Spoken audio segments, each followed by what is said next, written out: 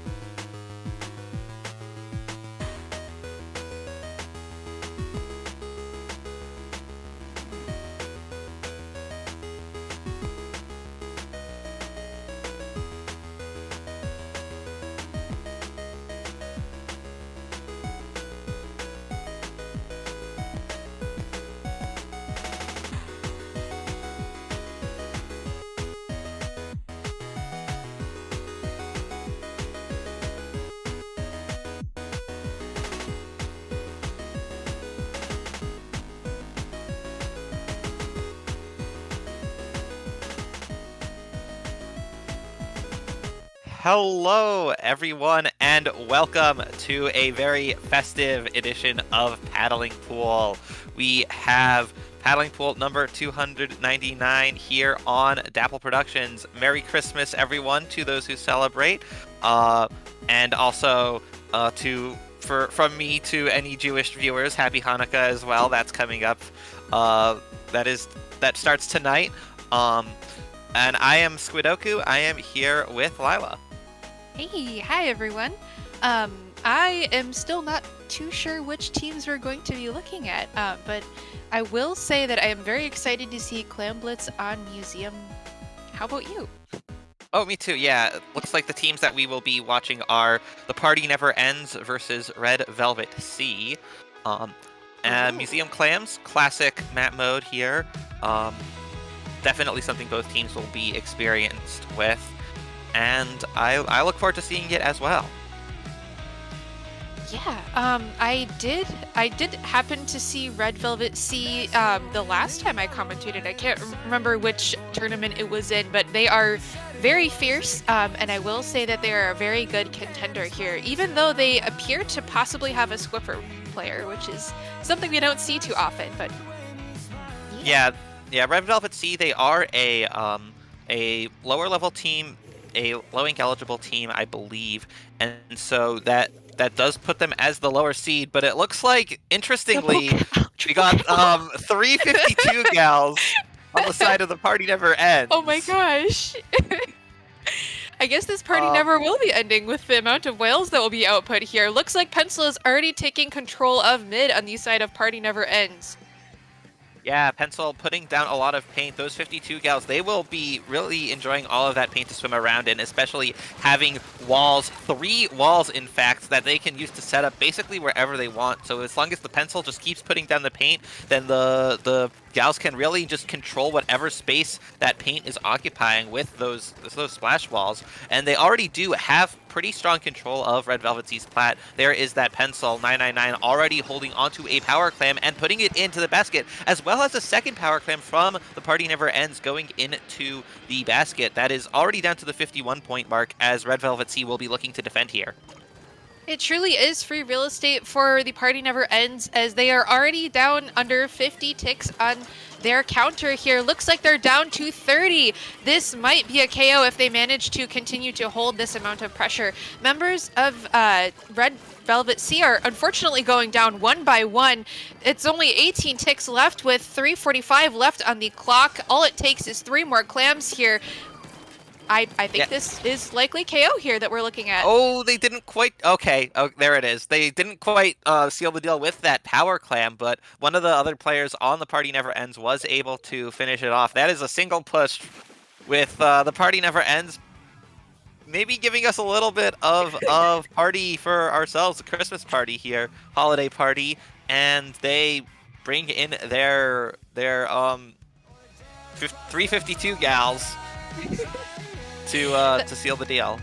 Yeah, that party really did never end. The 52 party was something that I personally am terrified to watch. As soon as they got that clam basket open, it was honestly, it was free game for them because they were able to cause the Red Velvet Sea to unfortunately stagger there. And I don't think anyone was expecting to see 352 gals on Christmas Day. Yeah, and with the kits that Red Velvet Sea had, they didn't really have a whole lot of displacement for those 52 gals. They had a bubble, a zip caster, I believe. Was that the V carbon, right?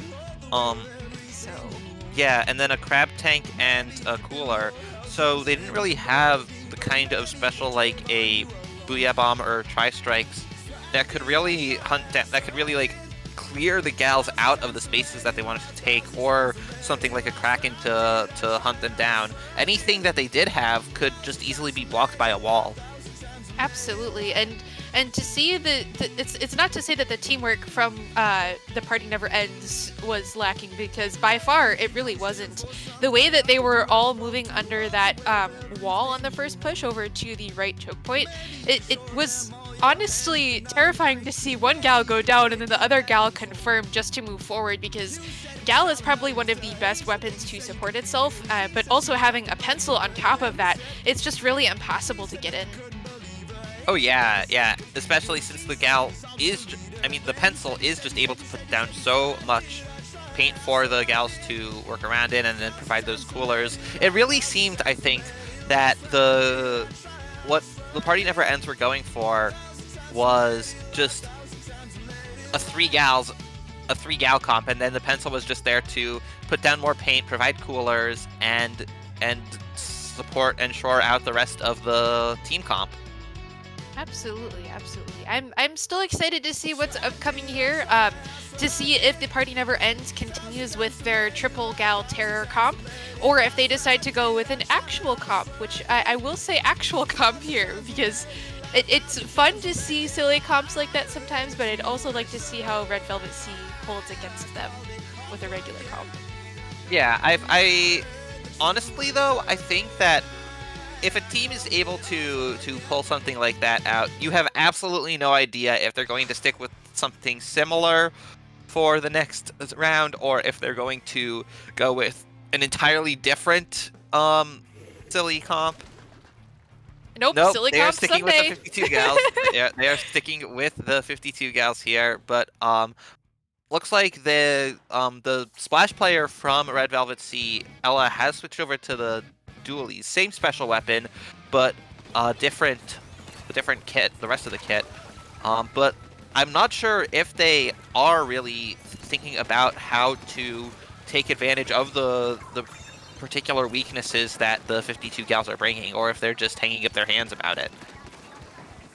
I do recall that Red Velvet Sea does run a typical comp like this on a daily basis, so this might just be everything that they can push forward, which I wouldn't blame them, as they were very well practiced, and although it is very off to see a Squiffer just randomly in the middle of a comp, they made it work before, so I'm hoping that they're able to gain some ground here as they do take down the pencil player on this side of the Party Never Ends, although there are 3 gals on their top right tent portion, so it is quite hard to get forward there.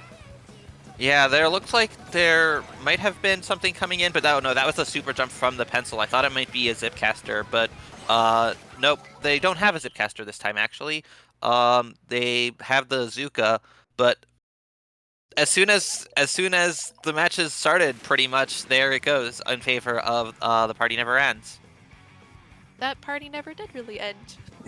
Oh, I think the party ended pretty quickly, and it will just be moving on to another round. Fair enough. GG to both teams. I think that they all did their best, and I hope that I never see triple gal in my lobby.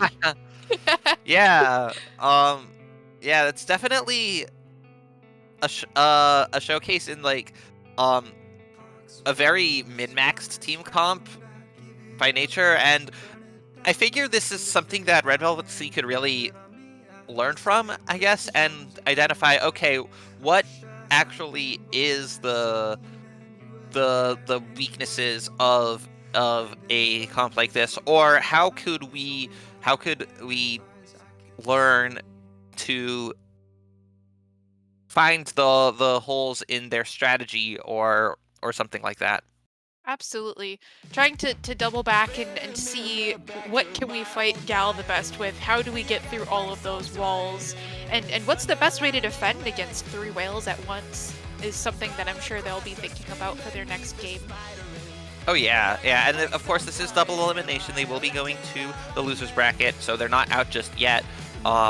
And they probably won't have to worry about something like that. This is the kind of thing that you experience in paddling pool is if you're a low seed going up against a high seed like that, you are going to get rolled from time to time. But that's how it goes. And personally, I am glad to see teams duking it out even on Christmas of all days. Absolutely. The dedication from both teams here to be present on Christmas Day, including the dedication from you as well to be present as a commentator and everyone else who's viewing today too. I know that not everyone celebrates it. I personally don't celebrate it myself, but today is a day of rest, and so to see people still pushing as far as they can on a day that they would typically be resting or doing other activities really shows the dedication of everyone involved. Yeah, and like some people like don't have family to spend the holidays with, or they aren't close with their family, and that's fine. It's up to you how you choose to celebrate Christmas, and we are happy to have you with us here at Dapple Productions. Absolutely. Looks like we do have the bracket up here. What we just saw was the Party Never Ends taking the set 2-0 to Red Velvet Sea. The IRS looks like the IRS fraud something or other. I don't see the rest of the team name on the bracket here. Are up 1-0 against Tickle Fan Club. You've already got that set from Merry Christmas over High. That was another 2-0. And so the winners of this round will be moving on to the semifinals already. Okay, yeah. Looks like we would be going on a break soon.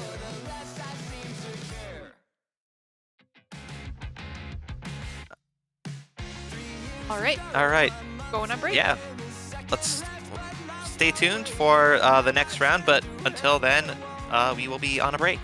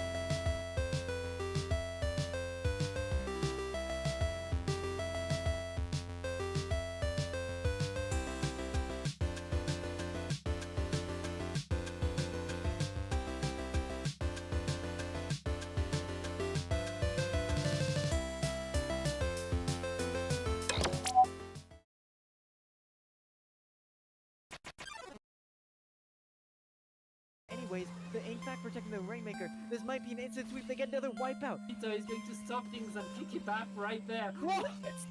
What? Taking control. Games like this is why we're here on a Wednesday afternoon and evening.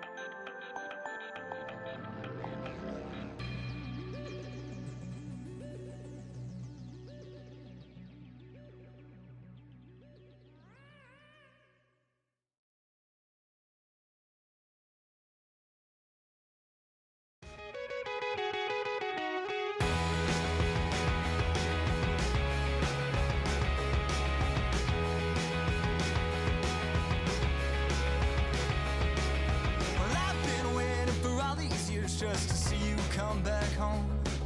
But each step that you took towards her, well, you took each one alone. And every time you said, my God, how is it up there on that phone?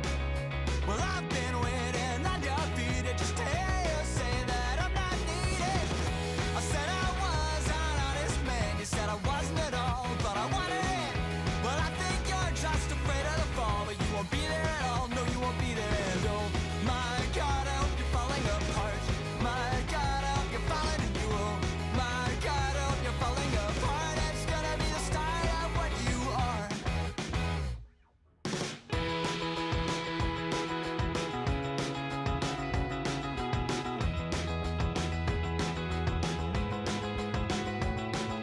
Well, I remember when you said that you hate everything I do. You didn't have a reason, then wish I'd given one to you. And then you would say, oh, my God, I couldn't know what you've been through. Well, I've been waiting on your feet just to hear you say that I'm not needed. I said I was an honest man, you said I wasn't at all, but I wanted it. Well, I think you're just afraid of the fall, but you won't be there at all, or you won't be there. And oh, my God, I hope you're falling apart. My God, I hope you're falling and you. Oh, my God, I hope you're falling apart. It's gonna be the start of what you are.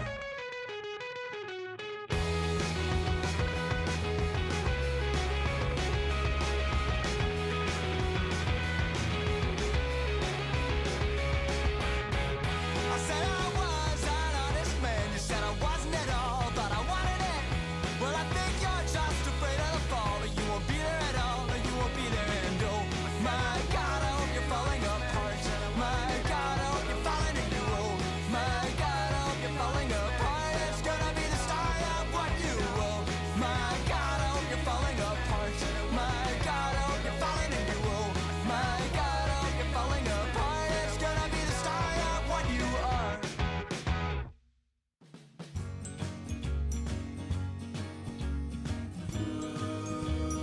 Merry Christmas, Saint Nick. This time each year. Well, away up north where the air gets cold, there's a tale about a Christmas that you've all been told. And a real famous cat, all dressed up in red. And he spends the whole year working out on his sled. It's the little Saint Nick. It's the little Saint Nick. Just a little bobsled, we call it Old Saint Nick. But she'll walk the toboggan for her 4-speed stick. She's a candy apple red with the ski for a wheel. And when Santa hits the gas, man, just watch her peel. She's the little Saint Nick. It's the little Saint Nick. A run, run, reindeer. A run, run, reindeer. Whoa. Run, run, reindeer. A run, run, reindeer. Don't miss no one. And hauling through the snow at a frightening speed, with half a dozen deer with a Rudy to lead. He's gotta wear his goggles 'cause the snow really Hello, everybody, and welcome back to Paddling Pool Weekly Splatoon Tournament number 299, hosted by Dapple Productions on Sendu. Longest running Splatoon tournament every week. You could win a badge during Christmas in Paddling Pool Weekly Splatoon Tournament number 299, hosted by Dapple Productions on Sendu. Longest running Splatoon tournament every week. You could win a badge during Christmas in Paddling Pool. That was wonderful. Thank you. No problem. If anyone gets the reference, I am proud.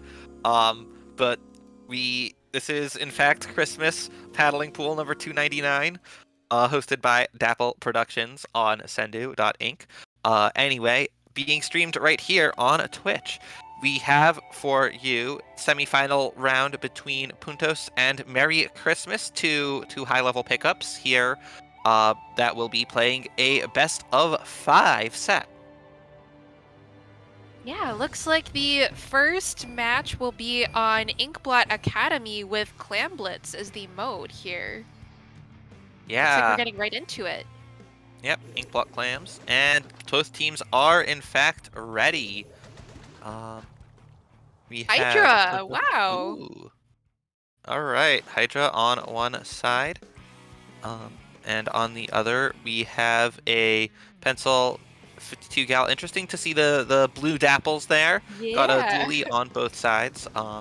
A Reef Slider dually, in fact, on both of these teams, which will be interesting to see how they choose to use it.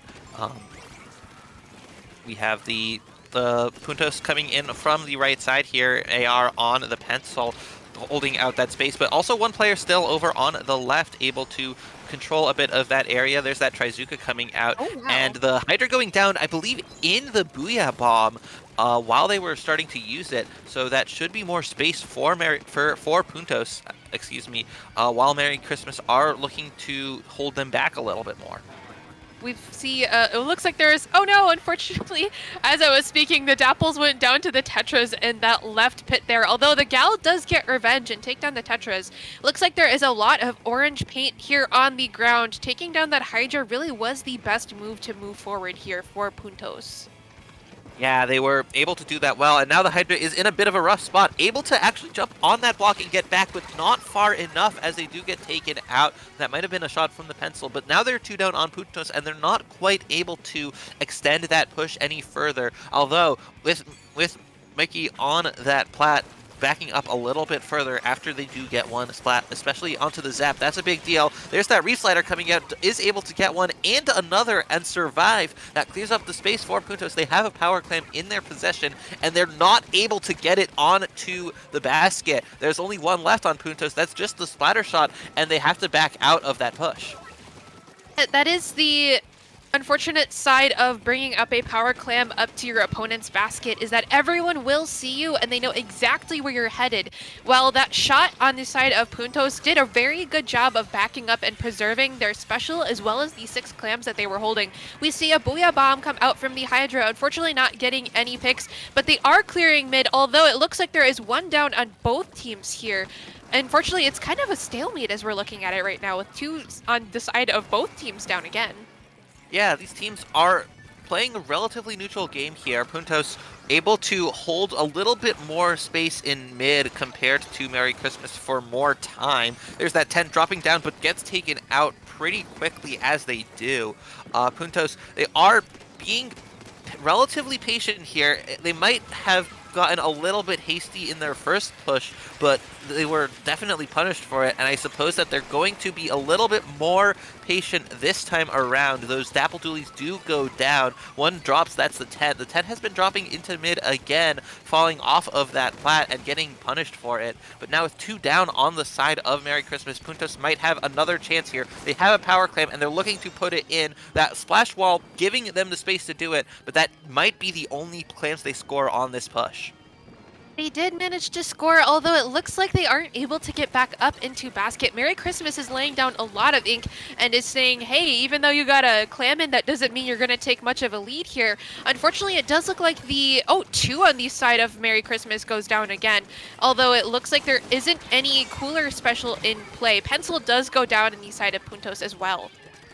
Yeah, Merry Christmas. Their Zap has been going down a lot and not able to put up that tactical. They do have their special most of the way charged, but once it gets up to 86% or so, the Zap does go down once again. And so Merry Christmas don't really have the support that they need, the confidence that they need to really take those fights. And now with everyone going down in a delayed wipe, they have 7 clams in possession of Alwo, and one more does open up the basket once again. This might be the first time they are scoring more than just a single power clam in that push, but a second full power clam does drop it down to 40, and this is a pretty good look for Puntos here. They're able to get that trade there even as the barrier does go back up. Although it did seem like they were a little bit hasty with their first push, just getting in and setting the premise of, hey, we are able to get in clams whenever we want to, but we're going to wait until it's the right moment, I think is causing a lot of worry on the side of Merry Christmas. There's a lot of diving in, and it is quite unfortunate as they do dive in, they lose special. As they lose special, they're not unfortunately able to get as many coolers out. So I'd say that Puntos is really playing the long game here. Although they do have a lead, it looks like they're not going to give that up, and they're going to do their best to continue slowly chipping down those points until they get a KO. Yeah, there was a long time before any points did get scored in this, and we're already down to the last 10 seconds of the game, with Puntos opening the basket once again. Mikey going for a double there, not quite able to do it. There is an overtime for Merry Christmas, but it's going to take a lot for them to push in, especially with that zap going down once again. And I'm not sure if they've gotten any tactical, there's maybe one at most in this game in total. The 20-second overtime is already more than halfway over, and if that power clam disappears, that's game already. And I'm not sure which happened first. I think it was the power clam disappearing, but the overtime is done, and that's game 1 for Puntos. Yeah, definitely great work from both of the teams. Although it was kind of a stalemate at the beginning, Puntos did manage to get a foothold that Merry Christmas just wasn't able to take back. Yeah, absolutely. That was a game with a lot of neutral, but Puntos able to come out ahead, and it looked like, to me, Puntos, they were able to just play it patiently until they were able to gain the upper hand, and then once they did, they had Merry Christmas on the back foot, and Merry Christmas were starting to need to do a little bit more to actually have a chance of winning, and so they started needing to actually make something happen, and that's when things were going wrong. They had to take more risks there, and Puntos were able to take advantage of that. Absolutely. As we're seeing in the clip here, we saw a lot of Puntos hiding on Merry Christmas's right plat there underneath that ramp. It was just a really great spot to hang out because that gal would throw a wall occasionally and just completely deny space of anyone to move forward. Oh yeah, for sure. And especially having all of that territory in mid, it also helped them just prevent the tent from getting any foothold, because the tent could have potentially been able to provide a way in, but Puntos were able to take it out consistently each time the tent did try to get into mid. And good news, this still is best of 3, so there are 2 other matches that Merry Christmas will be able to have an opportunity to get a game back and possibly force a game 4 and or a game 5, which I personally would be excited for because we've been seeing a lot of very quick matches as of late. Yeah, these teams have been able to go through it. Even though that last game was a whole 5 minutes, it did feel like it went by pretty fast. Even though it was neutral, it was really just the first half of the game that was mostly neutral, and then in the second half, the time just flew by. Absolutely. I will say that I am very excited for this next map, although, because even though we did see a bit of Museum earlier, I'm not sure if we saw Rainmaker. I'm pretty sure it was Clam Blitz. Yeah, that was Clams. Well, that was the first game we saw between the 352 gals. Oh. And it looks like we only have one 52 gal, but we also have the 96 deco on the other side with that, also with the wall, but with the Kraken special and the longer range. Interesting to see no cooler on the side of Merry Christmas. They have their backline charger being the splatter scope, and they also have an edit, but it's the edit with Crab Tank. Yeah, we do love a good credit up in here, although I will say seeing a more forward-facing comp might be the play here, as it looks like that Crab is really keeping Puntos from moving forward. Although Puntos was not shy, and they did push far right as soon as possible to take care of that choke point. As soon as they got that choke point, it's kind of just really hard for Merry Christmas to get in with all of these Zukas that were going off on the side of Puntos. Looks like there is 20 ticks down on the side of Puntos towards Merry Christmas's base. There is a jump in their top right bats there. Looks like they did get pop, although there is a Kraken that was denying them a push forward. Another Zuka comes out, although there is an answer, which is the Vac, and the Vac is doing their best to help out. Unfortunately, they get wiped by that Dualies player, although it is not game over yet. There still is one more tick left on the clock here. Yeah, I'm not sure what happened there. That full wipeout looked like it would have been a sure thing, but having that 96 gal, I believe, is the one who was the first one to jump back in and at least land enough shots on the Rainmaker to stop it. But now that stop at the 1 point remaining mark has allowed Merry Christmas to get back in this, prevent it from being a minute and a half game, and now Merry Christmas still has a chance. They'll need to knock it out entirely in order to win, and since Puntos are already up back on their plat, getting behind them with those Dapple dualies and getting those picks, they are bringing the Rainmaker forward once again. They are really looking for that knockout. There's one more. They want the paint on the pedestal. They're able to get it, and that is game. I did appreciate to see the Battle of the Gals. I think that 96 scale did the very best that they could, and confirming a double kill on the Rainmaker like they did, I'd say that they really did their job there. That Kraken was definitely enough to keep folks from moving forward on the side of Puntos. Yeah, it was only delaying the inevitable, it seemed, as Puntos were able to put in a few really strong pushes, but good job on Merry Christmas for making that stop that they were able to make. They were able to at least delay it a little bit with that vac, but with those Dapple dualies coming in from behind, using all of the terrain to the advantage, we saw them sharking up on the top right and then using that reef slider to just cause some more chaos after pulling a jump in and letting the teammates have that valuable space on the top sides. That just led to a very strong win for Puntos. Absolutely, and as we just saw in that last clip, I was watching as the Headit and all of the other shooters were doing their best to keep Head from being painted. So I will say, although unfortunately those Dapples were really making a mess, they were really doing their best to keep them from pushing forward. There still is another chance for a Game 4 and a Game 5 if Merry Christmas manages to take back Haggle tower control, which I'm crossing my fingers that we see a blaster on one of these teams. Hey, we might. This is tower control. Blasters are considered relatively strong on tower control.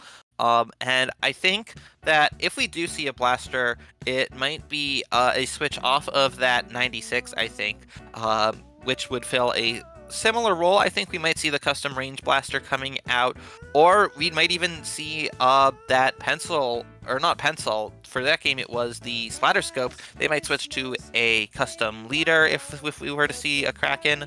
But what you want to see is a blaster, so I think the custom range is probably the most likely pick, unless we see a custom blaster with the triple splashdown or a vanilla blaster with bubble. Who knows? There could be anything. Crossing my fingers that we see a Luna. Ooh, okay, Yeah. okay. Well, we're about to I think find out, that'd be a little unlikely. I don't see a lot of Lunas, but you never know. I'm hopeful. And well, there's that 52 gal and the Dapples once again. And Oh, hey, wow. there's the custom leader accompanied by a foil squeezer. Interesting. Wasn't expecting to see that. Yeah. I will say the switch over to a C leader would make sense here. And it looks like, oh wow, Merry Christmas gets 2 very early picks off of the side of Puntos. Although unfortunately it looks like that Trizuka didn't get anybody. Although that C leader is definitely denying as much space as possible, trying to take out all of the opponents on their side. Yeah, I think 2 of those Zuka shots from the shot on the side of Merry Christmas went directly into the pole on the tower, and even though that looked like a really strong start from Merry Christmas, they weren't able to continue it, and they just got rushed down by Puntos. But now with 2 down, that is easy pickings for that leader, for I believe Misery it looks like, and so that means, or Mixery, getting several picks with that leader, but now it's all of Merry Christmas going down, largely due to that killer whale. Yeah, Alwo is really, honestly up in the C leader's face, not allowing any space. Although I will say that Mixery's C leader was doing amazing, knocking out 3 of the opponents on the side of Puntos. And I think should they have taken mid a little bit faster, that might have been a push back for Merry Christmas. Yeah, it might have indeed, but I believe Puntos must have had that cooler out in order to come back so quickly, diving off the tower a little bit as the bombs come out. There's that pressure coming out from that heavy edit splatling, and they are able to push back the players on Puntos, causing the tower to move a little bit towards mid.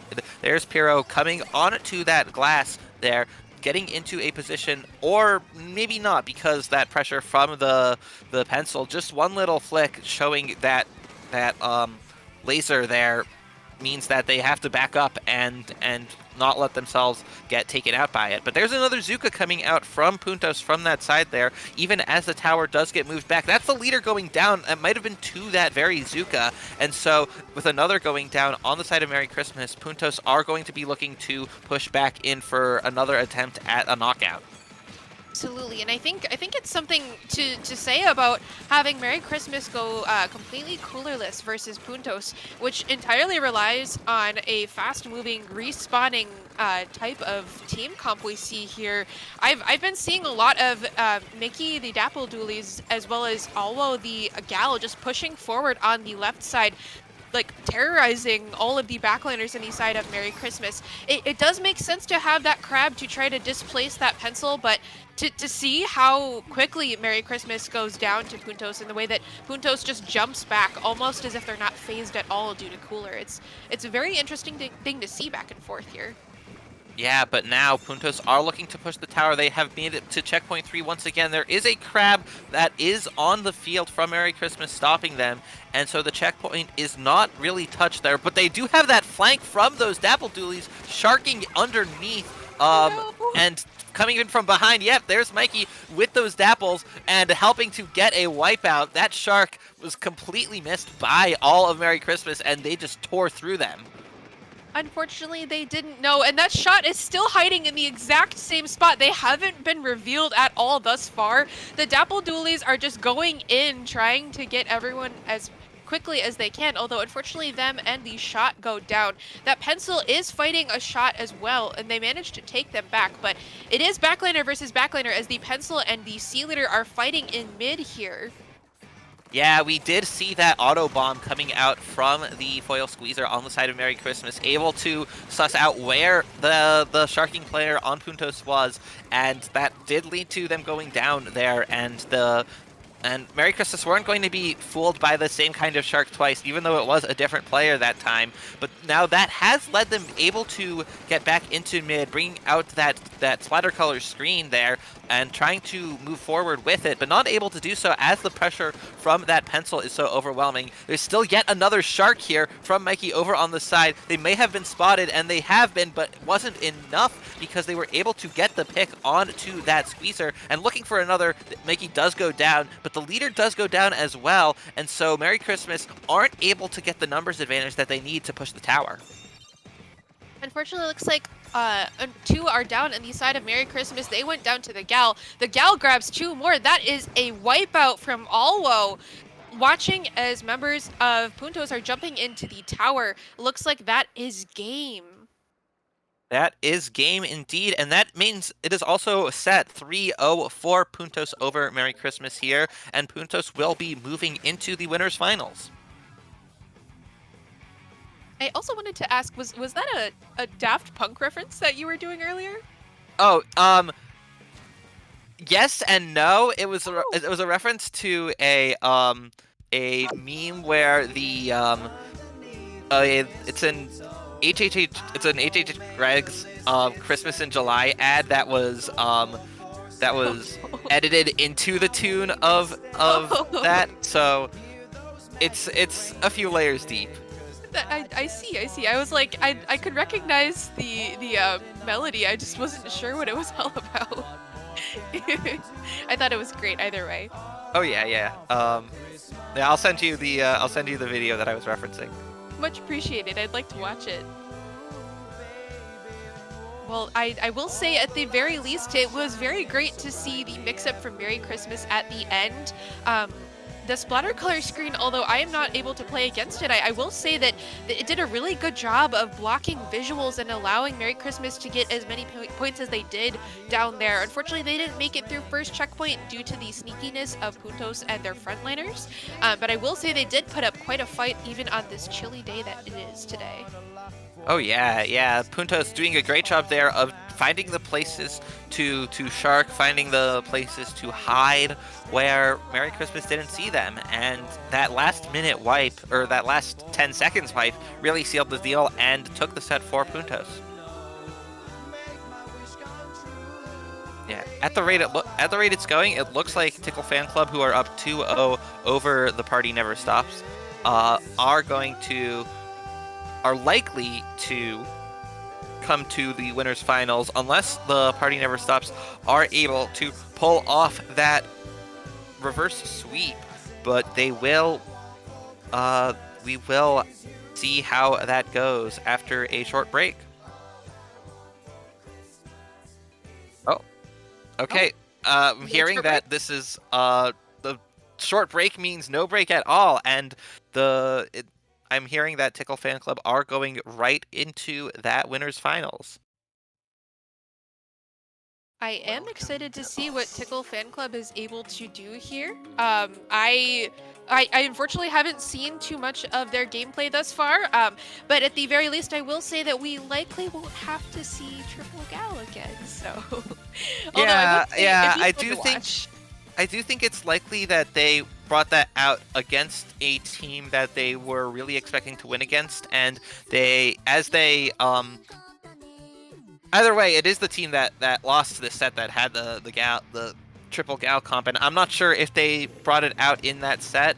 It looks like that someone was streaming it, but of course we weren't really able to pull that up over on the side here. At least I wasn't, and so I'm not sure what the teams were running in that set between Tickle Fan Club and the Party Never Stops. But either way, if we are going right into the winners bracket, the winners finals, I suspect that means that Tickle Fan Club will have pulled off the 3-0. Nice. It looks like there are 3 different types of gals in play, with 2 on the side of the Party Never Ends and 1 on the side of Tickle Fan Club here. Oh, okay. Excuse me. Yeah, I guess that this is what we're watching. This is the 3rd game of that set. So, yeah. My apologies. We have that. We're watching that right now.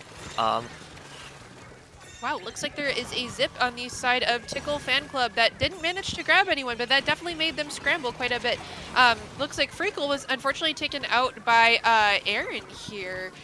It looks like there is around 70 ticks down on the side of the Party Never Ends. If they are able to take this match, then they will be forcing a game 4. Yeah, but there's still a long way to go. There's still almost 4 minutes left, and the Party Never Ends. They aren't doing 352 gals and a shot. Oh, that is a disconnect on the side of the Party Never Ends. I was going to say that they did bring 1 gal, 152 gal, 1 other gal, and another pink shooter, which is kind of what they were bringing before when they had 352 gals. But it is a little bit different at this time, and I hope that the disconnect isn't such a bad sign for the Party Never Ends. It is the spirit of the pink shooter that matters, I'd say. Yeah, 3 pink shooters and a pencil. But they were able to get that early lead here on Shipshape Tower. Unfortunately, that did go away from them right there, but it was early enough in the set that I believe we are likely to see a replay as long as both teams are able to get back into the lobby. As long as the Party Never Ends can reconnect their 4th player and fill out that roster, then we will be having these teams run it back on Shipshape Tower and try again. We do need a Christmas miracle here. Oh, looks like I spoke and it happened. Yay! We will get to see this replay, which is very exciting. Yeah, and they are already readied up completely, and we'll be getting right into it as the match begins. So we have Tickle Fan Club on the left, the Party Never Ends on your right. Same weapons that we saw before. There is that Splatana Stamper that I don't think we have seen much of yet today. Popular weapon, and alongside the rest of that comp, it'll be interesting to see how it goes. Absolutely. There is a lot of purple paint going down on the ground here, although it looks like one of the members of the Party Never Ends is currently attacking a Zuka player. They managed to grab them while they are damaged, unfortunately. And oh wow, looks like one of the backliner itself and Tickle Fan Club does go down here. There are many members just slowly staggering as we're watching. Yeah, going down one at a time, the party never ends. They do have the tower first, and they are able to get it all the way to the 70-point mark. This, I think, is further than they were able to get it before, as they do make it past that first checkpoint. It is a delayed wipe here for the party never ends, but they do manage to get it past the first checkpoint, and so if they're able to take the tower again, that will be huge for them. But Tickle Fan Club are already moving the tower themselves. They have all 4 players up. They've got some specials ready to go, as well as that Trizuka already active. There's that Splatling, the heavy edit Splatling on the tower, and as well as that 52 gal and the Killer Whale coming out to really take out that gal on the side of the party never ends, who was dropped down in that right side. But this means that Tickle Fan Club have taken the lead, and they are pushing the tower even further. Tri-Strike's coming out to pause that momentum, though, as the party never ends try to defend here. Unfortunately, one of the members of Tickle Fan Club is down, which allows other members from the party never ends to take their middle area here. We do see a Kraken go out, which manages to grab one, and they're looking to clear tower here, although the Stamper does have sights on them. They are forced to retreat all the way back. We did see a Kraken earlier today doing the same thing. Yeah, there is that Zipcaster coming out and trying to get Carly Ray there. That does take out the 96 gal and allows Tickle Fan Club to take that checkpoint. 3 go down, though, on the side of Tickle Fan Club. They didn't get all their sides cleared, and so that means that the tower doesn't quite break the checkpoint for Tickle Fan Club. Although it is around a 40-point lead for the side of Tickle Fan Club. The party never ends does have a bit of a hill to climb here, although there is only 2 minutes and 30 seconds left, so the game is not over until it truly is over. We see one member on the side of the party never ends go down. Unfortunately, Carly Ray does have to jump back while preserving their special, which really was the best move here. Another member from the party never ends goes down here. Although there is a Kraken out in play, it does not seem like they're grabbing anyone, and unfortunately the backliner on the side of the party never ends goes down to Draco as well. Yeah, a solid enough flank from Draco. They're able to take out that pencil, and who has to come in and only has a third or so of that tactical charge ready. Now we see Freaky on that Splatana Stamper taking some space in mid, but there's another flank coming out, this time from the party never ends, and it does get one before going down itself. And now Alex coming out with those tri-strikes, trying to send them back and able to get one, taking out that Splatana Stamper there, and now allowing the party never ends to move the tower past that first checkpoint, giving them a few more points. There's that Trizuka. It isn't enough. The Trizuka doesn't get anyone, but now with 2 going down on the side of the party never ends, this is an opportunity for Tickled Fan Club to rush down the tower, but no, the Kraken coming out and the Killer Whale able to get 2 picks, and so the party never ends are taking the tower one more time, and they are looking to gain the lead if they are able to do it. Safety net there, able to hold their ground from that drop down of the splatter shot, the 10 attack splatter shot, as the rest of the party never ends are moving the tower. It's the final minute here as the party never ends are cutting into Tickle Fan Club's lead. Unfortunately, it looks like the dive for the tower was in vain. One of the members of the party never ends does go down, although they are jumping back in very quickly here. There is only a 8 tick difference here, and this might be the thing that they're looking for. Carly does manage to get up onto the top left side of the map, although unfortunately it looks like they aren't able to grab anyone. There is a zip preventing any members of the party never ends from getting too close. The backliner is down on the purple team here as well. The gal is really taking a lot of space here and preventing anyone from moving forward. There's only 17 seconds left on the clock. A cooler is out on the side of Tickle Fan Club, although 2 of the members of Tickle Fan Club are also down here. We see Alex, the shot pushing forward. Unfortunately, they get taken out, although it does force the Headit on the side of Tickle Fan Club to move back. Carly does punish that. 3 members of the party never ends are on the right side of the map here, trying to push forward as desperately as they can. There are quite a few specials that are headed out. The Kraken is out again, just trying to get as many points as possible, although members of Tickle Fan Club do take the tower back. That is a 3-0 for Tickle Fan Club. Yeah, that is indeed a 3-0 for Tickle Fan Club. Good effort there from the party never ends, able to move the tower through that territory, through the side of Tickle Fan Club. But once you get close to that second checkpoint, it is so much harder to keep scoring points, especially with that high ground all around it that the defending team can take. And to me, it looked like the Party Never Ends were a little bit disorganized as the tower was getting close to that checkpoint. They might have needed to slow down a little bit and at least set up even a kind of defense on the higher ground in mid and the stronger areas that they could take. But with that drop in from Alex there, especially, as well as the Kraken from Carly Rae not really getting anything done over on the right side in the push that got them their most points, I don't think that the Party Never Ends had that kind of coordinated push that they really would have needed to get the score over the edge and turn the series around.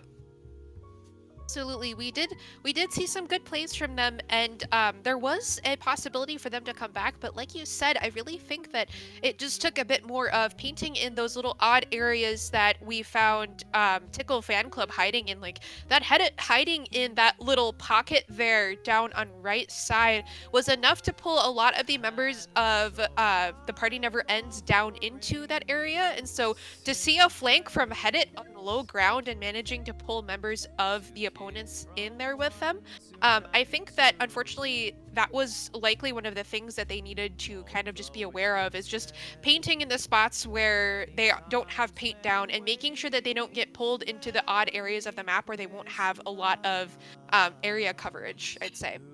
Yeah, and especially getting pulled down into a 1v1 fight like that against a weapon with such strong firepower as the heavy edit, rather than letting that be and just using your painting ability and firepower of your own to hold back the rest of the other team. Yeah, I will say that was a very magnificent play from both members, and it looks like we are seeing Puntos versus Tickle Fan Club. So these are two of the teams that we have commentated over before. I'm very excited to see both of them go head to head. Yep, these two teams are coming into the winner's bracket from each side of the winner's bracket. I should say they're coming into the winner's finals here. Haven't lost a set yet. They've made it as far as they can so far, but now they will be up against one another contending for the winner's spot in the grand finals bracket. And it's once again a best of 5, starting once again with Inkblot Art Academy Clan Blitz. I do recall, if I'm recalling properly, I believe that Puntos had this map on the lockdown when we had watched them previously. This will be definitely an interesting map to see here between both teams, as both teams have shown that they are very forward-facing and that they're really not afraid to go into the odd parts of the map to pull members with them from their opponent's side. Yeah, both teams are, just like you said, willing to pull opponents, and I think it will be a matter of a neutral game here, that a neutral game that will go until a team is able to really make a strong push.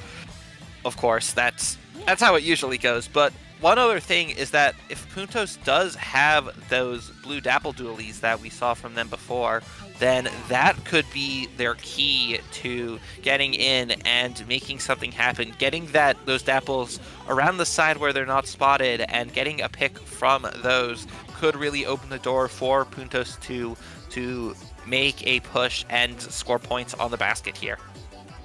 Absolutely. I am really excited to see what they can do with Dapples, because as we were watching them previously, there were some points in time that they used the Reef Slider to push forward into their opponent's space, and just as I thought that they were about to get splatted, they were able to dodge over to the far side of Bats on the left side of the map and take down 2 members before they ended up getting too injured and had to move back all the way. It's not as often that you'll see a Dapple player able to pull off quite such amazing feats, especially with the way that Reef Slider's end lag works, of course, too. Yeah, using that Reef Slider to its fullest and being able to survive the end of it, being able to get out of that alive, having an escape route planned, especially being able to do it well on Dapples. That means having the tools, the dodge rolls that give you a little bit of extra mobility out of that end lag of the Reef Slider.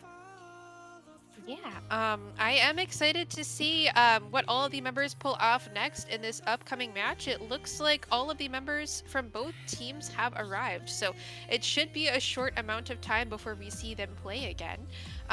I will say, if I'm recalling properly, I am excited to see the Pencil versus the Headit matchup, which of course they're subject to change, but I personally am a Headit fan, so crossing my fingers and rooting for the Headit in that sense, especially with how aggressive their teammates are. I really think that they might be able to pull this off. Yeah, will absolutely see how it goes here. And if it is a Pencil versus a Headed, both those weapons have strengths and weaknesses. Puntos having the Pencil on their roster with Tickle Fan Club using the Heavy at its Splatling. We did see that in the previous game between Tickle Fan Club and the Party Never Ends. Now, I'm looking ahead in the rest of this set, and it doesn't look like there's anything particularly out of the ordinary on here. Nothing coming out of left field here. All map modes coming down later that we are well accustomed to and used to seeing in competitive Splatoon tournaments, especially when the map list is specified by the tournament organizers and not the choice of the teams coming into it. Yep, there is those blue Dapples again from Puntos, but there is a Pencil here on the side of Double Tickle Fan Pencil. Club as well. But they also have the Vanilla Splat Roller here using the Order Roller Replica skin coming in from Tickle Fan Club. Having that bubble and curling bomb, that mobility and protection there should help them with those scoring pushes. But now there's those Dapples coming in, not going down just yet as the roller tries to prevent that push and just forces them back into mid. Yeah, two members on the side of Tickle Fan Club go down. Puntos is taking full advantage of this by throwing in as many clams as physically possible.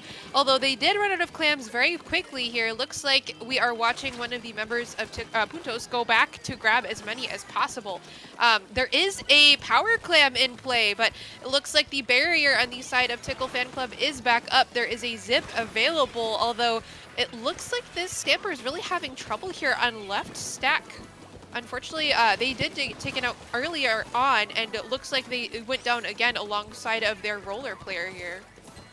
Yeah, Puntos getting those early points there. 1 power clam and 8 small clams to the score of 62 points remaining. They do manage to get another power clam in, and that gives them 1 more point past the 19 penalty points they have. But there is that power clam in addition, plus even some more clams, and they're already down to the 35 points remaining mark here, even as that flank from the Sultana Stamper comes in, does get punished, even if they are able to get 1 or 2 players. But now both teams, for a moment there, they were back at full strength, although with 2 going down on the side of Puntos, this could be an opportunity for Tickle Fan Club, but they'll have to make the most of it, and they're trying to do so with that Zipcaster and the Trizuka coming out. They are able to score off of that, but I am not sure how much more they will be able to get here.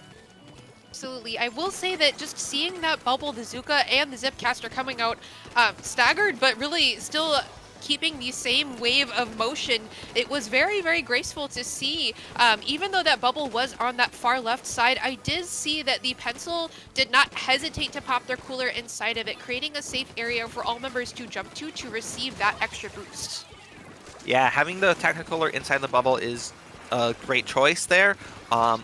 And now Tickle Fan Club will be looking to keep scoring more points. They are able to push in and get that power clam in. The Reef Slider doesn't get any splats as safety net here, and the other player on the side of Tickle Fan Club have gotten out of that area, out of the plat, and into a safer part of mid.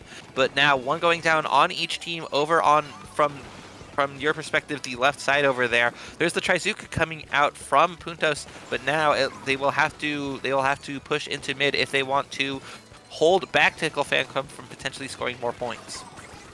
Looks like there is a push from the side of Puntos moving in very quickly, although one of their members does go down, which forces them back into a different area. Oh, looks like Draco managed to get a pick on the backliner of Puntos, which will allow members of Tickle Fan Club to push forward, and they do have a power clam at the ready. Out goes the bubble, although it looks like, unfortunately, there is no answer for that bubble there, creating space and allowing that Zipcaster to move in. Once again, to take out that pencil, although we do see Mickey here on the Dapple duel taking out another member of Puntos, and that does force Safety Net all the way back into their base, and they did get picked, unfortunately.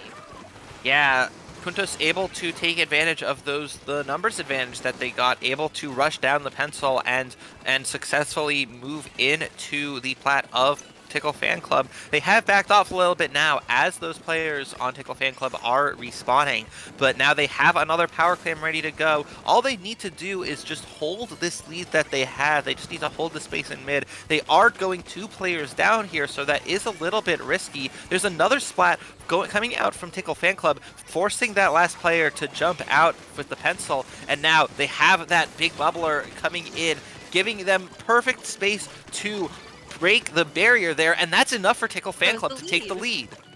Yeah, that's very exciting. I did see Booper Duper push as far forward as they could to get that bubble right underneath the basket, and I'd say that was the thing that really allowed Tickle Fan Club to move forward. There are 2 members down on both teams here with only 20 seconds left on the clock. We are watching as Y has a Zuka here, although they are being pushed by another Zuka, and they do get taken out just by a clip of that Trizuka shot at the very end. 2 members are down on the side of Puntos. Looks like Tickle Fan Club is doing everything that they can to keep as much paint on the map as possible. Unfortunately, members of Puntos are filing in one by one, which is causing a bit of a stagger here, although AR, the backliner, is doing the best that they can to keep as much paint on the right side to push forward. There are enough clams to push through. It's just a matter of getting everyone up to that basket, which unfortunately they don't have a bubble like Tickle Fan Club does, but they do manage to pop open the basket here, and looks like they are able to take it back. Puntos will take that as the first game of the set. Yeah, everything changed very suddenly there as 2 players on Puntos went down and the AR on the pencil was forced to jump out, and that turned from them having the lead into losing the lead, but they were able to hold on and come back here in the overtime push that they managed to put together, and it was just enough for them to all at once get inside that plat and get the power clam into the basket, and once they did that, they managed to have enough clams in their possession to take the lead back.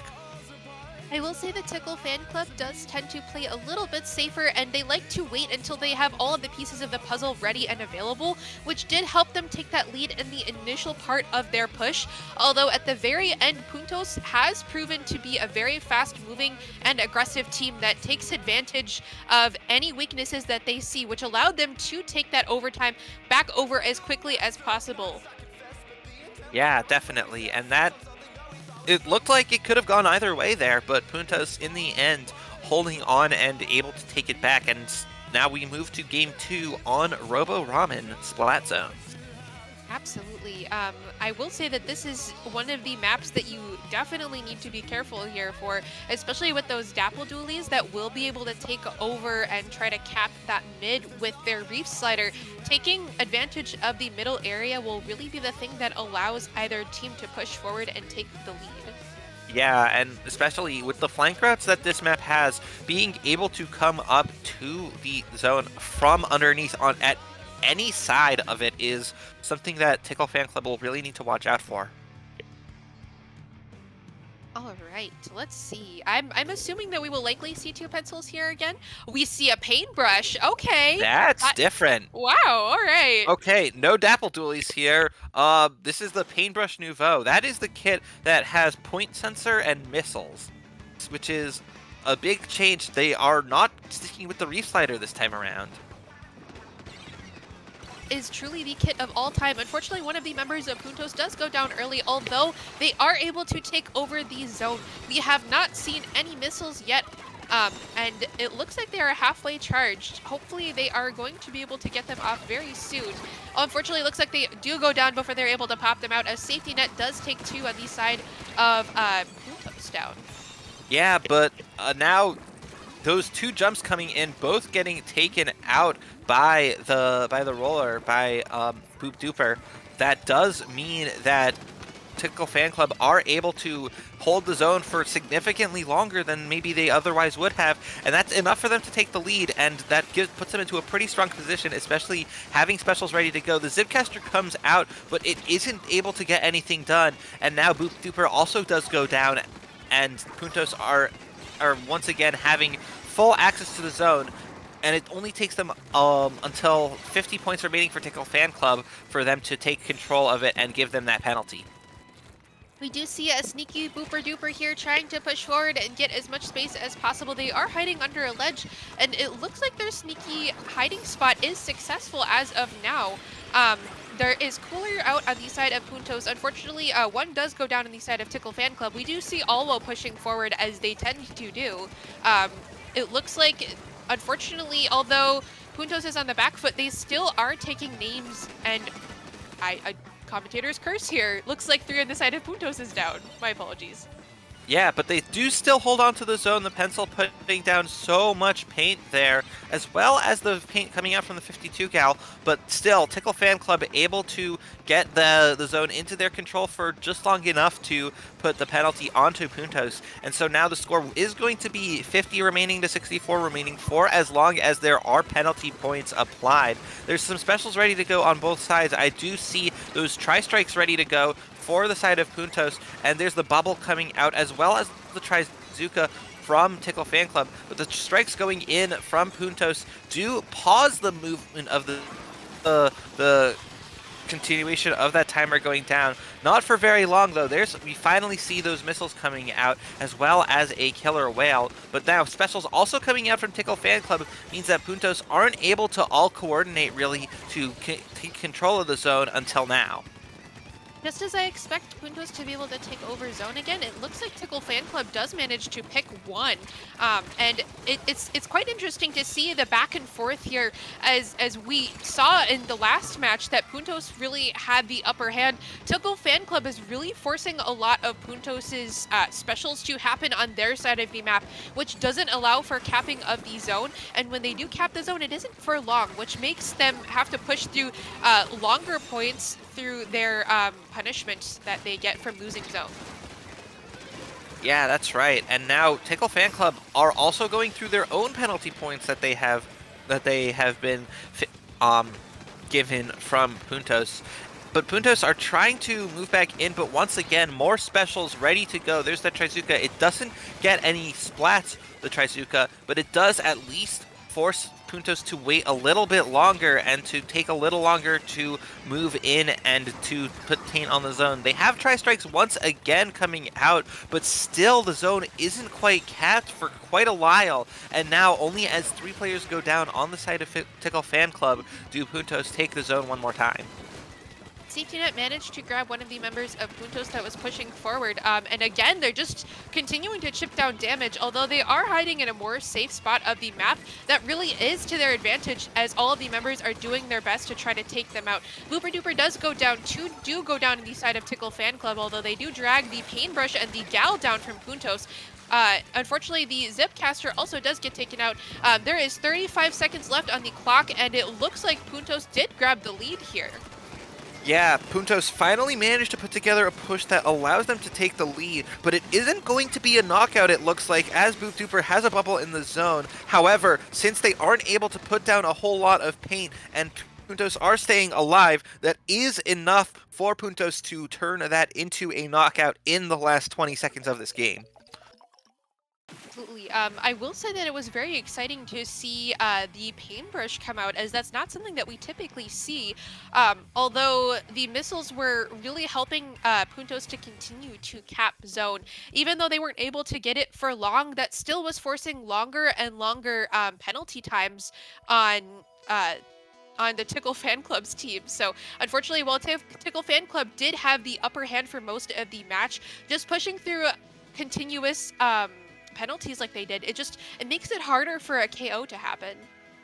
Oh yeah, especially because just the way it works out with all of the points that Tickle Fan Club score, if Puntos can just keep applying that penalty, then Tickle Fan Club will have to hold the zone for a whole lot more than 100 ticks, 100 points. And Puntos, they got through a whole lot of their final points scored all in one push, and there, as they took the lead, it came from pretty far back, and so they were able to, especially since they were able to hold the zone there. When they had gotten down to 11 points, Tickle Fan Club did manage to at least neutralize it for a moment, but since they didn't flip it, Puntos were able to continue right from where they left off and get those last few points in the last few moments of the game. Yeah, I am very excited to see what they're able to pull off here, as we did see Tickle Fan Club take over against Merry Christmas on this map in the last set that we were watching. We haven't seen Puntos play this map yet either, so I'm wondering what we will see here, but I'm assuming that we will see a pencil at the very least, and I'm crossing my fingers that we'll hopefully see the Dapples come back out. Yeah, let's see. Do we see the Dapples? No, we see that Tri-Slosher. Yeah, Tri-Slosher. Is that the Tri-Slosher? That's a vanilla Tri-Slosher. The Inkjet. Interesting choice there. Tri-Slosher is nice on this map that has a lot of those ledges to splat from above and below, as well as the Inkjet, so I do like that choice here, but it's interesting that they just continue pulling out weapons that could come kind of from left field. However, also on the side of Tickle Fan Club, I see a Splatana Wiper, which is another weapon choice that I wasn't expecting to see from them, but I am very eager to see how it does, even though they do go down very early, the first one to get splatted in this match. That Inkjet does get taken down on left side, although the pressure that they were applying still remains. Two members are down on the side of Puntos. We are watching as AR is currently getting harassed by that said Splatana Wiper on right side. They do manage to take back the right side of the map here with a Trizuka going out, although unfortunately it looks like they weren't able to pick anyone with the first two shots. They were very close to getting their backliner with the next shot. It was enough to push all of the members of Tickle Fan Club back to their side of the map, although the bubble is out, which is providing a lot of damage protection for the members that are on the left side of the map here. Yeah, and also that allowed Boop Duper to get one splat and move forward further, but they do go down though, able to come back pretty quick, which with what appears to be that Tacticooler benefit. Their special is used up though, but they do have a teammate with a special ready. That is that Splatana Wiper, who's bringing out the hammer. Isn't able to get anyone with it yet though, as the 52 gal comes in from the side, on the side of Puntos. They do get a trade here, and now it's two down on both sides. Tickle Fan Club taking the tower for the first time here, getting it into 90 points remaining, past 90 points remaining, but that's not a very significant in push at all. However, they still might be able to do a little bit more if they're able to make the most of the numbers advantage that they pulled, the three down on the side of Puntos. But since it was a little bit staggered and there's been at least two players alive at all times, they have been in the right spots to really prevent that push from making any progress. We were seeing a bit of a pencil battle in mid, which it's really been the battle of the backliners, as both the backliners from Tickle and Puntos are doing their best to control as much area as possible. With both backliners up, it really just makes it difficult for all of the frontliners to move forward. We are seeing Draco, who is popping off a Trizuka, trying to get as many picks as possible, although they missed the last person there. Three members go down on the side of Puntos, which is allowing Tickle Fan Club to push forward and gain that space that they really need. It looks like we see the roller here doing their best to try to ledge guard and try to take as much space as possible, although they really are distracting the pencil as much as they can. They are very damaged here, and they managed to pop their bubble. But two members on the side of Tickle Fan Club go down, grabbing as many points as they can until Puntos manages to take back tower.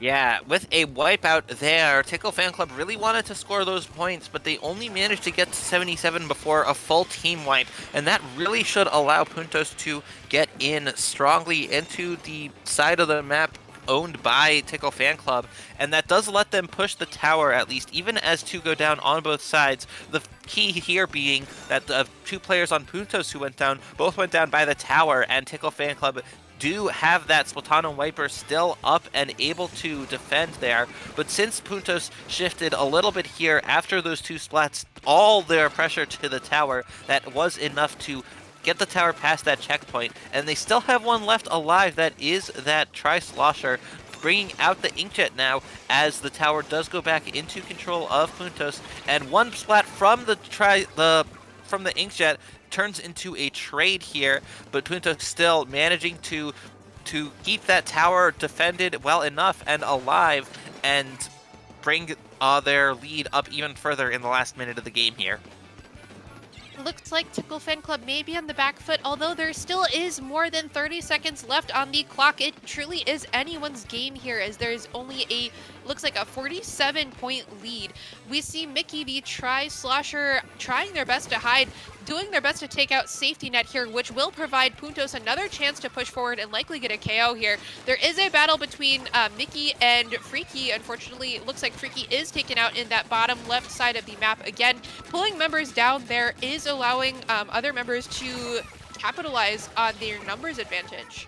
Oh, but trying to shred that bubble it took up their attention and allowed the roller to come on in and just cleanly get the splat, but the roller lost that fight to the Tri-Slosher who took out the jump, and that allows Puntos to take the tower once again. Only a few seconds left, and if they can just ride this tower, that means a 3-0 in the set for Puntos.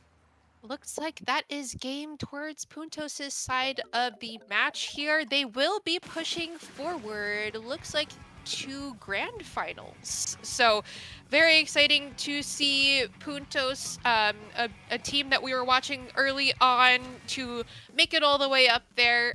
Congrats to both teams for making it this far, and GG to everyone who has played so far. Yeah, absolutely. Tickle Fan Club, they aren't out just yet. They do have the losers bracket to contend with. They will be dropped right into losers finals, I believe, from the winners bracket going down in the winners finals, and so they will have another chance potentially to try and get their revenge, but that would rely on them winning in losers finals first. Absolutely. It is very exciting to see all of the teams that we had commentated on earlier make it as far as they did, especially on Christmas Day itself. Thank you to everyone who has played so far. It's been very exciting to commentate for you all. Oh, I couldn't agree more. All right, so all right, looks like that is it for us. Where can folks find you, Squidoku? Yeah, you can find me on Blue Sky at my handle that is on the screen right below me. That's squidoku.bsky.social. I'm also on the Fediverse on splatsville.social, where my handle is Squidoku as well. How about you? Right down below, oh, over here, LailaLichi.bluesky.social. That's really all where I am. Hopefully everyone has a very happy holidays, and if you celebrate Christmas, Merry Christmas. Thanks, everyone. Yeah, don't go anywhere. Oh. Oops. Sorry. Yeah, don't go anywhere. We have more coming up, but that's all from us as we move to our next commentators.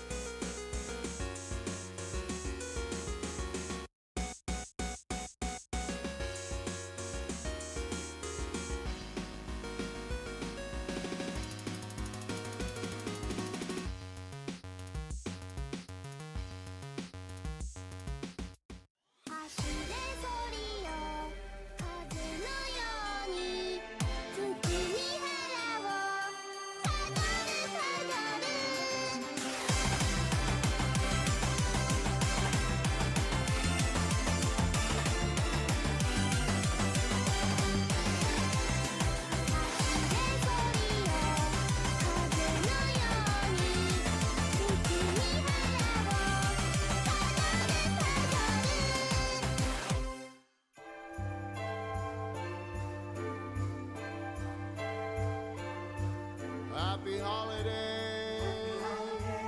Happy holiday. While the merry bells keep ringing. Happy holiday to you.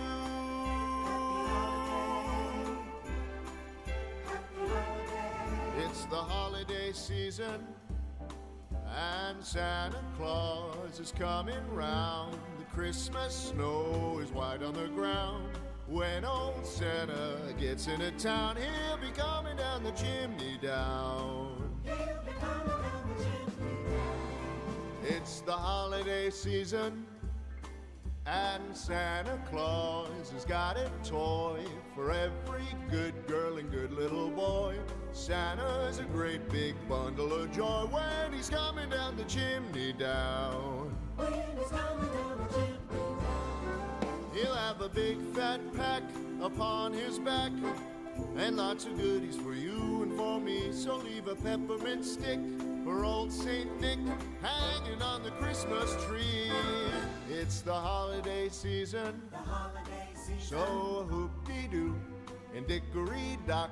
And don't forget to hang up your sock, 'cause just exactly at 12 o'clock he'll be coming down the chimney down. He'll have a big fat pack upon his back, and lots of goodies for you and for me. So leave a peppermint stick for old Saint Nick hanging on the Christmas tree. It's the holiday season, so hoop-dee-doo and dickory-dock.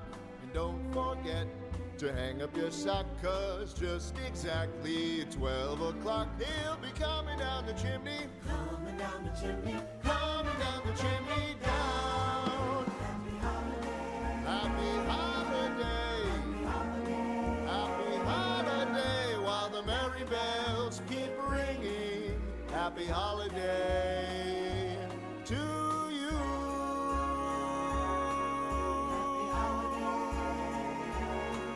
Happy holiday. Happy holiday. Happy holiday.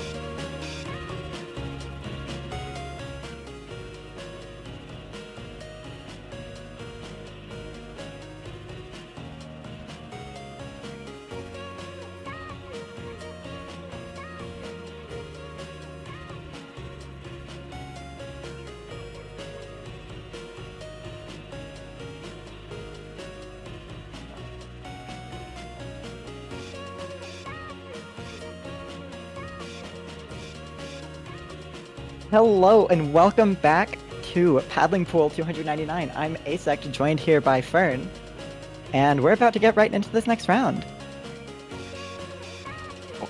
Hi, Asa. I'm doing great. Do you like some Christmas cookies? Wait, camera is a little bit Oh fuzzy man, with me. let me There it just is. let me reach over Also- up the wrong way. There we go. There. Okay. My window's over here, The so I'm camera gonna have to show you a shenanigans. little bit of things. Yeah. Well, So tell me, tell me how you're doing to begin with. Like, this is Christmas. For some, is a holiday season. For some, is a different party, and anniversaries all the way. How are we gonna excited for Splatoon? yeah, my family actually did Christmas celebrations early, for the most part, which is why I'm free to spend my beautiful Christmas morning commentating the funny Squid Game.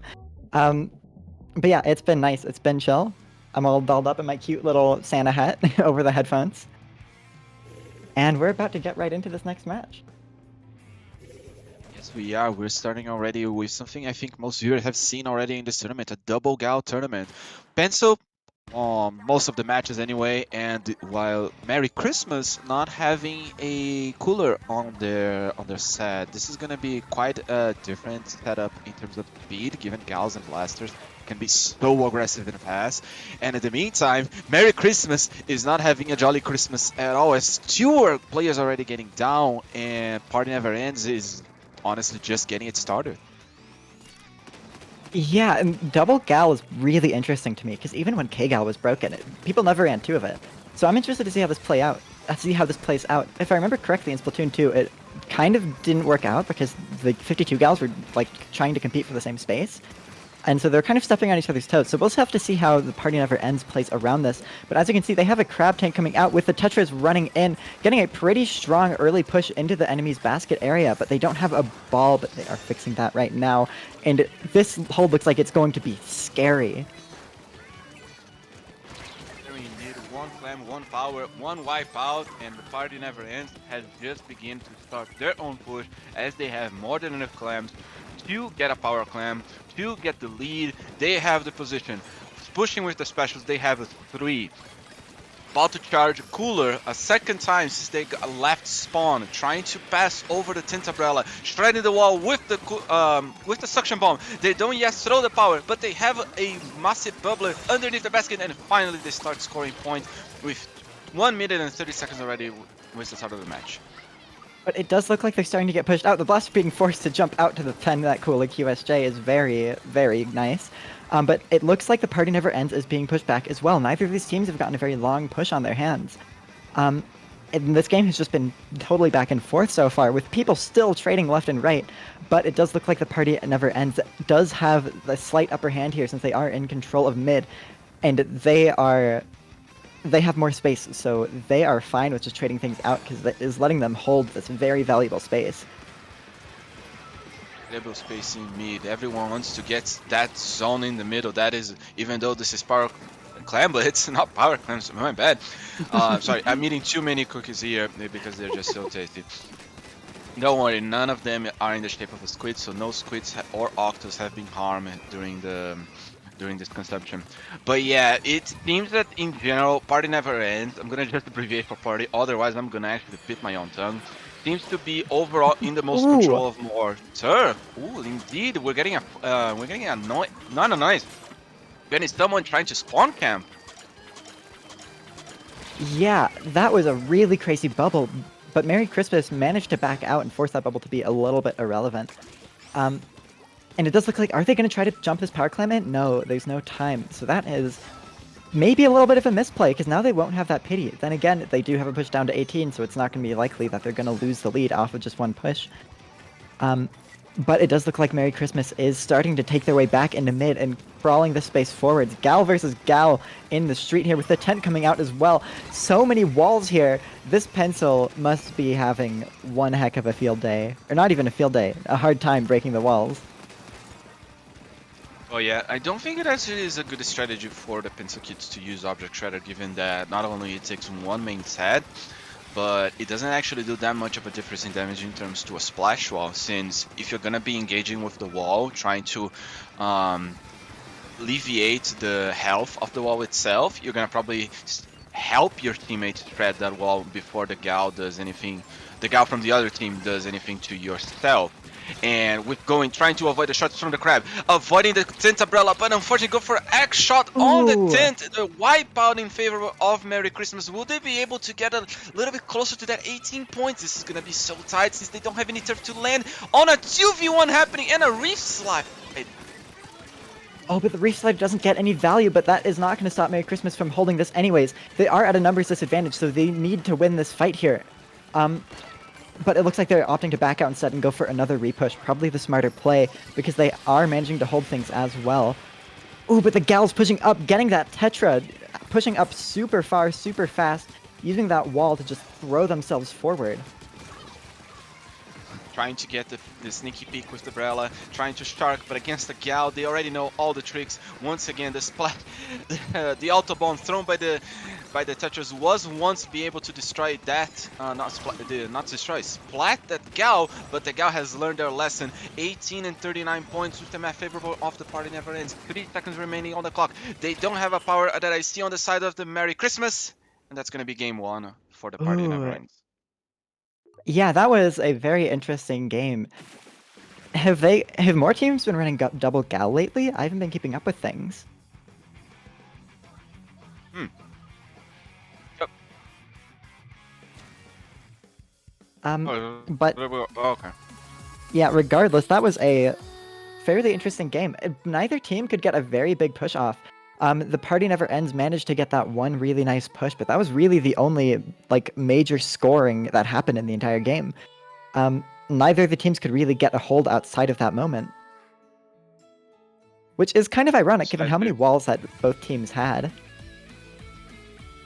I mean, walls themselves, they don't make the push. They make you in a certain way challenge the position of the enemy team. Like, I feel that when a gal throws the wall, they're not necessarily wanting to push forward or backwards. Wouldn't they be more like towards into a mentality of bait, like come closer to me, because now we both have range to reach each other, but I have the advantage that I can walk around my wall, so your shots don't land on me, and I can just go left and right trying to get a pick on you. Yeah, but still, I'm really interested to see if they still run that double gal comp in the next game. We may have seen this team fight before, but I haven't. So if this is a staple of their comp, that's really interesting. It's probably a pickup given everything in here, but double gal is definitely a choice for a comp. I mean, double gal, Splatoon 2. It is. I'm already so used to it, given my traumas from Splatoon 2. I mean, it's at least not that bad compared to Stingrays and just missiles, and missiles, and missiles, and missiles, and more missiles, and occasionally in Karma. Yeah. Now, going to the second map, I mean, the second map is TC on Hagelfish. It does make sense to run the Bogal here, given it's such a straight map, like a linear map. Yeah. I can see the splash walls being very strong here for holding space forwards. And they are continuing to run with their comp, but they have a Hydra. They have switched to a Hydra. That is not something that you see every day.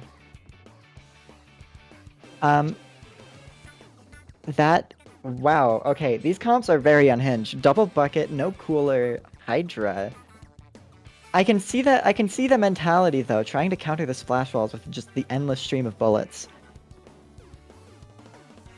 Would it actually be able to assist on the front line side, because the Hydra is still so far back on this specific map, specifically on mid? So we're gonna see if this actually starts gonna pay off or not. Yeah, and we can see both teams are just trying to get space. The party never ends, splitting left and right. Two people trying to win their own individual fights there, but neither of them seem to have panned out.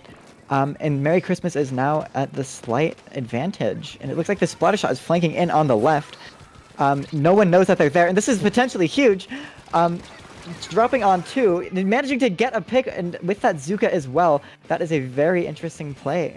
But unfortunately, they go down in the process, and then the rest of their team just staggers, and so they can't take advantage of that massive wipe, especially with the fact that the other team was coolered up. They are already back, already fighting, already in their walls. Indeed, Gal going down, Blaster respawning on the side of party never ends. Ink strikes being used to push it away as much as possibly can. Nice pick on the side of the splatter shot, but unfortunately it will be going down to the other Gal. That will be going down to the other shooter. Not, I was gonna say a shooter, but no. Actually, apart from the from the vanilla shot, they are all buckets and splatlings. But yeah, the splatling got the pick. Blaster trying to avoid any more sharkings from the side of the from the vanilla splatter shot. We are back in a mid situation. They're just trying to contest and get a little bit more points. Ooh, and the blaster on party never ends going down, leaving them in a potentially dicey situation because Merry Christmas is going to want to push up off of that, but this gal sharking is just going to make them very nervous to move forwards. Especially with this cooler coming out, it's going to be really hard for them to capitalize off of this advantage. Seems right here with the pencil trying to get a little bit more picks on the side. Ooh. Get the pick on the Merry Christmas. This is going to be huge since they're going to be stopping just before Merry Christmas gets any more points. It's still 89 to 81, so this is anyone's game. The situation is now trying to get a little bit more turf in front of the tower, as it's just now Sloshing Machine and the Hydra. A slow weapon that kind of paints and does a lot of DPS, and a weapon that doesn't have enough mobility after that damn run speed nerf. Yeah, that nerf has happened. That was a long time ago. It's easy to forget. Like, Machine has been like that for a really long time at this point. But that splatter shot from the side of Merry Christmas going and getting a double. With Azuka finishing off the third, that is potentially what they need to push up here, but they have to go fast because they're fighting a cooler here, and their comp just doesn't quite have the speed to capitalize off of that. Yes, Booyah Bomb being used to... Honestly, I couldn't even understand what happened over there. I think they threw it a little bit backwards, of course. Nice Zuka right here, trying to get a little bit of a pick, but it doesn't have enough splash damage on the both players shocking on behind the pillar in the mid. Killer Whale being used, trying to push the teammates away, but the Hydra is still strongly being surrounded by their teammates in a great defensive, but doesn't matter. We're going for our second Killer Whale. Against the Booyah Bomb on the side of the sloshing the Hydra instead. Sorry, keep confusing some of the weapons. Some of them are so not even present. Like as you mentioned before, the Hydra is still a very unusual pick, and it seems that for somehow it seems to be working. It has been such an annoyance that the party never ends. Doesn't seem to even start to push properly past the even second checkpoint, which is kind of the average, like in this map mode combination. Yeah, but that being said, the slowness of their own comp is also kind of biting them in the butt here, because this is the first time they've even gotten to the first check, but this is looking like it could be a lead, and with the Hydra to hold, this could be a really devastating move. Because while this team's comp isn't great at pushing up, once they have that hold, once they have that lead, their Hydra can just completely wall them out, and they are forced to play around that, which is really where the strength of Hydra shows, because there's only 30 seconds left, and they need to get something out here. And they need to start getting picks, but Merry Christmas is just not letting them have those. 3 seconds already? I ate at least 60 cookies in the meantime. Gee, I need to lay down those Christmas cookies for sure. 56 points on the side of Merry Christmas. We're trying to see an attempt on a GG Ink Strike, but there is 3 players trying to get a pick on this Gal. But yeah, the Gal is not gonna last. That is not in your favor. The Hydra already has the GG Booyah Bomb ready from Splatoon 2. Throwing on the tower, nobody climbs in, and we're going for a 1-1 Games 3 situation on losers brackets, correct? Yes, losers semis. Wow. Yeah, that is... Honestly, I'm really surprised that the Hydra team has managed to hold them out. And they managed to get the upper hand at the last second, and that's really all they needed.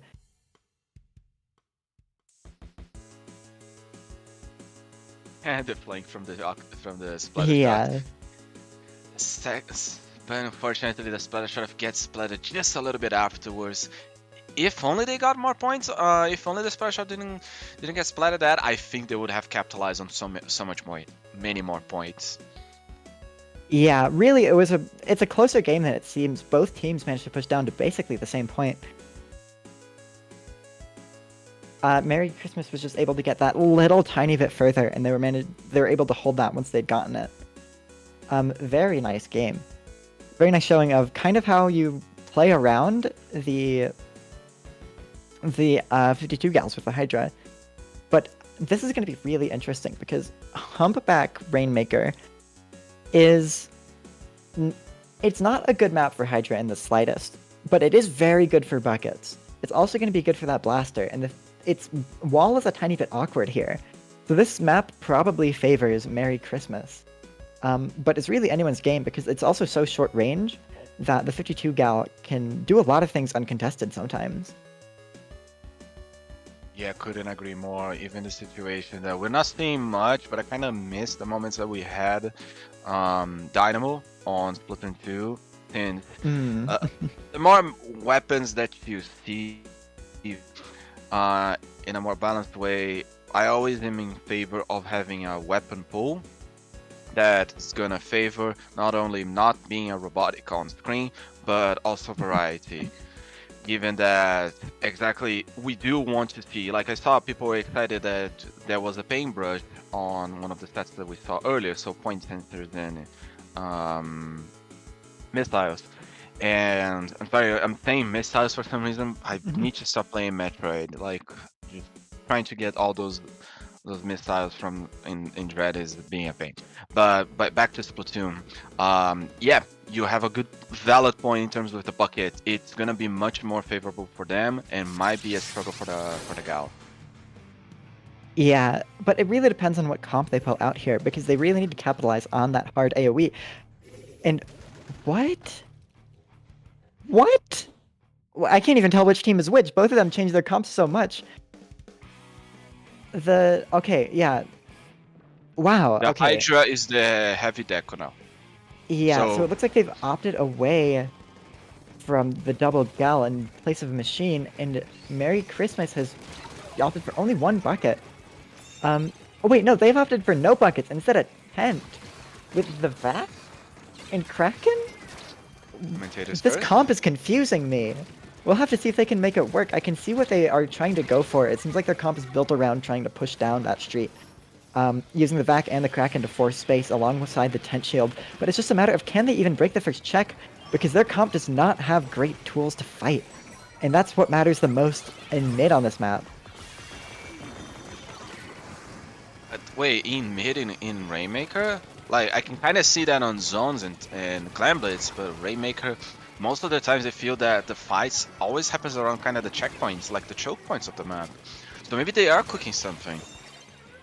Maybe, yeah. Oh, they're going for the left check. No one ever goes for this play, and no one ever expects it. That is, wow, the very rare left check play, and they're continuing to go on the flank with the Gal pinching. This is a really smart play, but the Gal has been taken out, and the 52 has gotten overwhelmed as well. But it looks like they're still trying to commit people to this, and they do have a lot of space in plat, but they're opting to give it up because now the Rainmaker's in a very good position for Merry Christmas to get that play. And the Zuka comes out, gets one, but no one in a relevant spot. And it looks like the Rainmaker is going to break the checkpoint here. And with the Party Never Ends being down, this is exactly the situation that Merry Christmas's comp is built around. With the VAC coming out, Tent Shield going out, the wall is stopping it, and the Rainmaker goes down even through the VAC.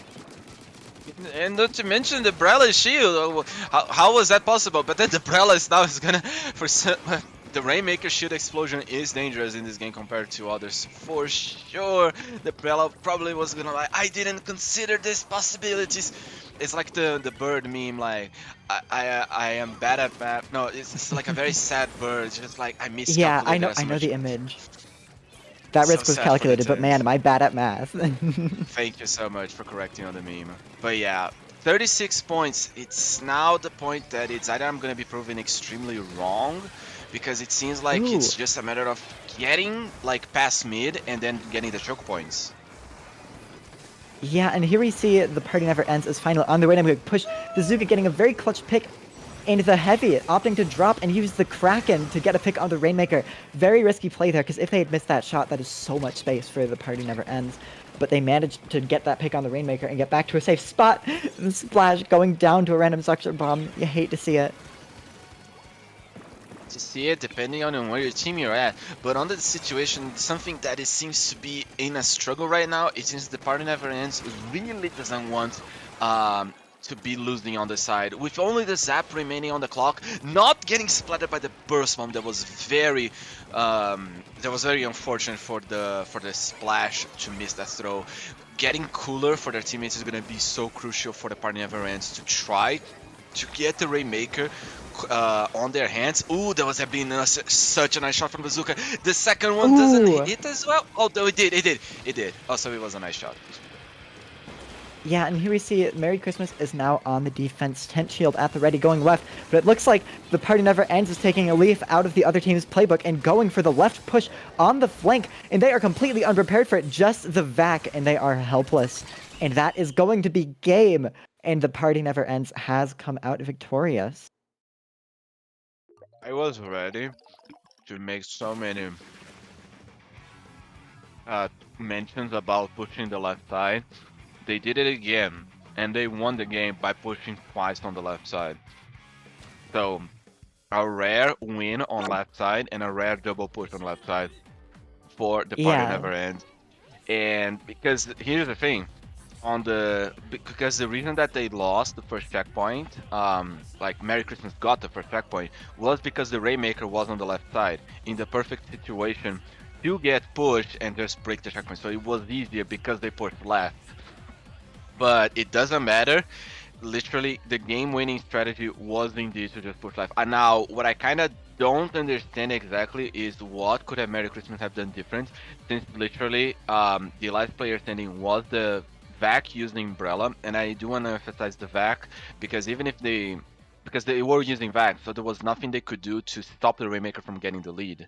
Like, they were going to get the lead. If they got the shot, that would have been at least a continuation of the game. But the entire team was just like right here. Everyone was completely wiped out. Yeah, that is the rough part about InkFac. Once you pop it, you are stuck there. And if your teammates go down, you all of a sudden have zero impact on the game, basically. InkFac is a special that needs teammates to be nearby, and if you don't have them, then you are just a sitting duck. So you need to be very careful about playing around that. And that was just very unlucky timing with their team wiping at the exact same time. And that was just a very good play from both teams here. That left push is really high risk, high reward. If you can get it out, then you can get some crazy pushes. But if you mess it up and if you fail, you put the Rainmaker right into the enemy's hands, and then they can get the checkpoint for free. And we saw both of those that game. So we just saw both the good and the bad of going around that left route. The good, the bad, and the ugly. And now we are gonna go into our break. The good, the bad, and the break. Yes. So we'll be seeing you all shortly for, I believe, losers bracket finals. Right? I mean, everyone knows how bad I am at double elimination brackets, but I think that sounds about right. Yeah, because we saw semifinals. So yeah, but we'll see you all soon.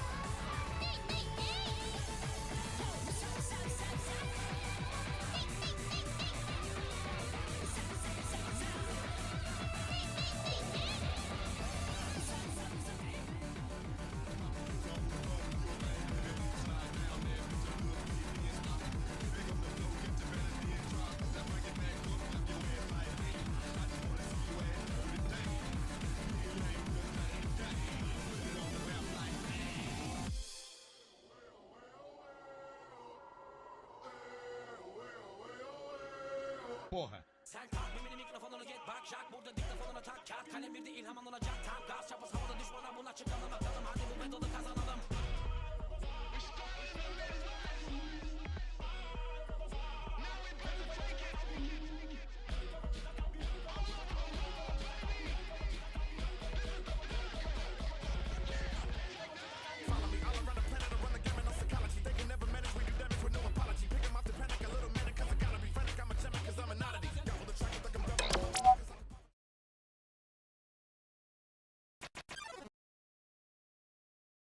Anyways, the InkFac protecting the Rainmaker. This might be an instant sweep. They get another wipeout. So he's going to stop things and kick it back right there. What? What? Taking control. Games like this is why we're here on a Wednesday afternoon and evening.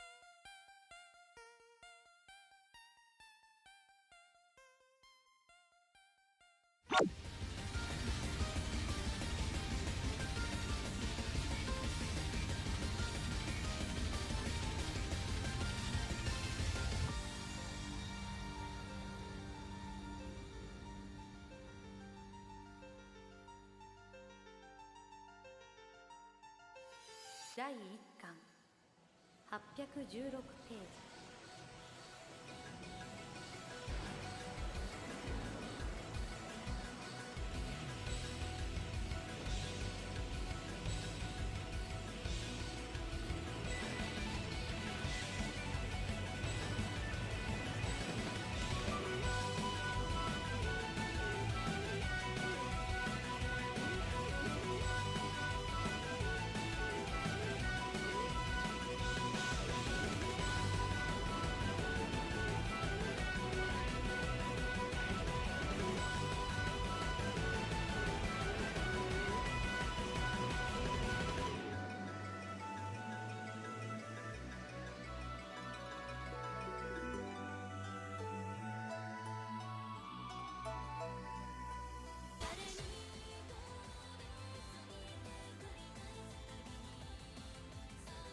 Welcome back,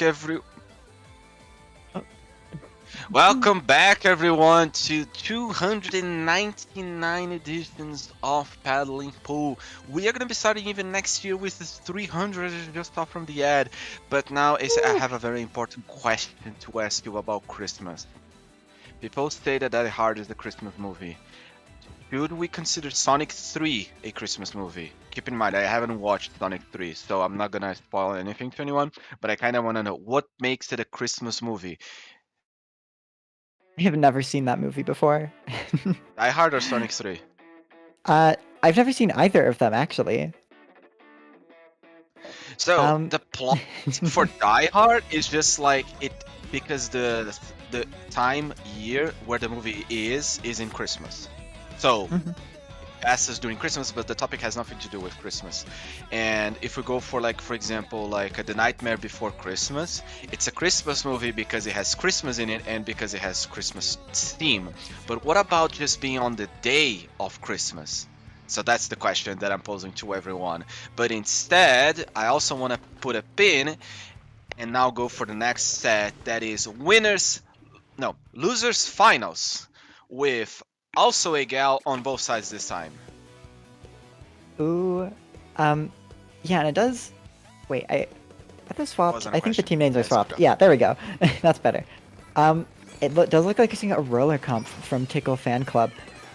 Very interesting. This is sort of the standard the Pro Chara hide and seek comp.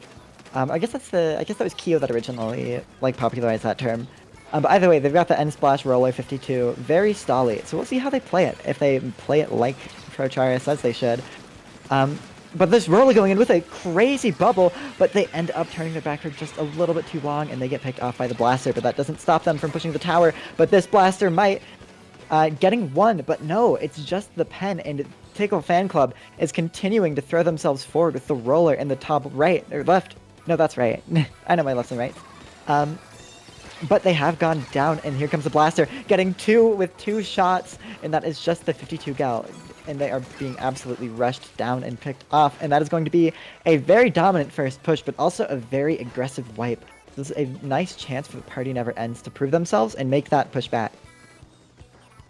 Tickle Fan Club has been one of the teams while I was watching the tournament and doing some extra work. I choke on the cookies again.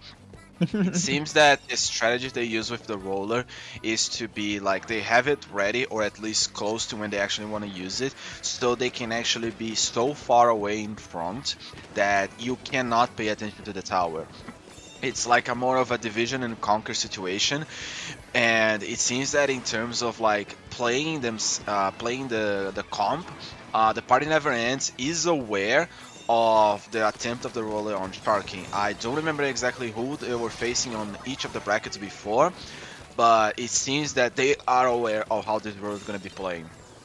However, I don't think that the scrap that they just used at the end was actually a good use of resources just to get the splat on the roller, since it would have been much more of a pressure on the forward and protecting the tower.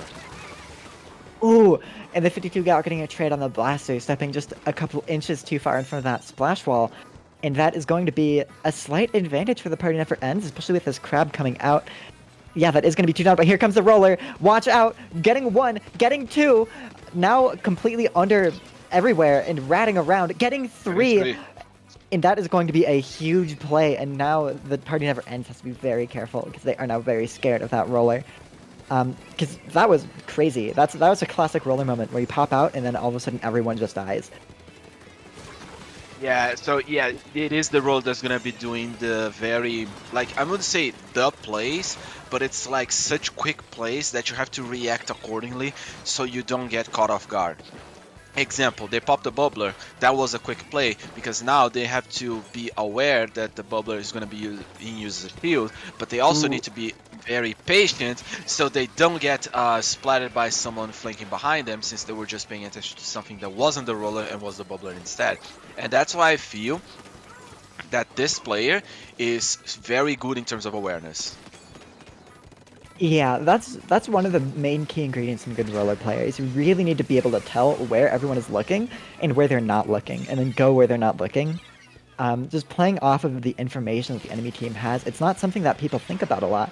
But the information that you're giving to the enemy team is really important, because every time you throw a bomb, every time you shoot a shot, that tells the enemy team where you are.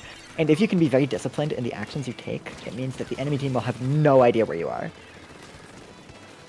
Yes, and I'm kind of honestly, like, this is also something very present, even when you're riding the tower, because as you can see, the pencil was trying to avoid being picked by the shot suction bombs, and that was actually moving the player to the place on the tower. They wouldn't get splattered for the explosion. That on itself can be used in your favor, so other players could actually shot where they are going to be. Like, you see the suction, and that's going to be it. And now with the crab tank depleted, closer to 36 points, Party Never Ends gets the lead. Splashdown trying to get off the burst. That was a very good position controlling special, since they just took everything they could in terms of defensive positions for Pickle Fan Club.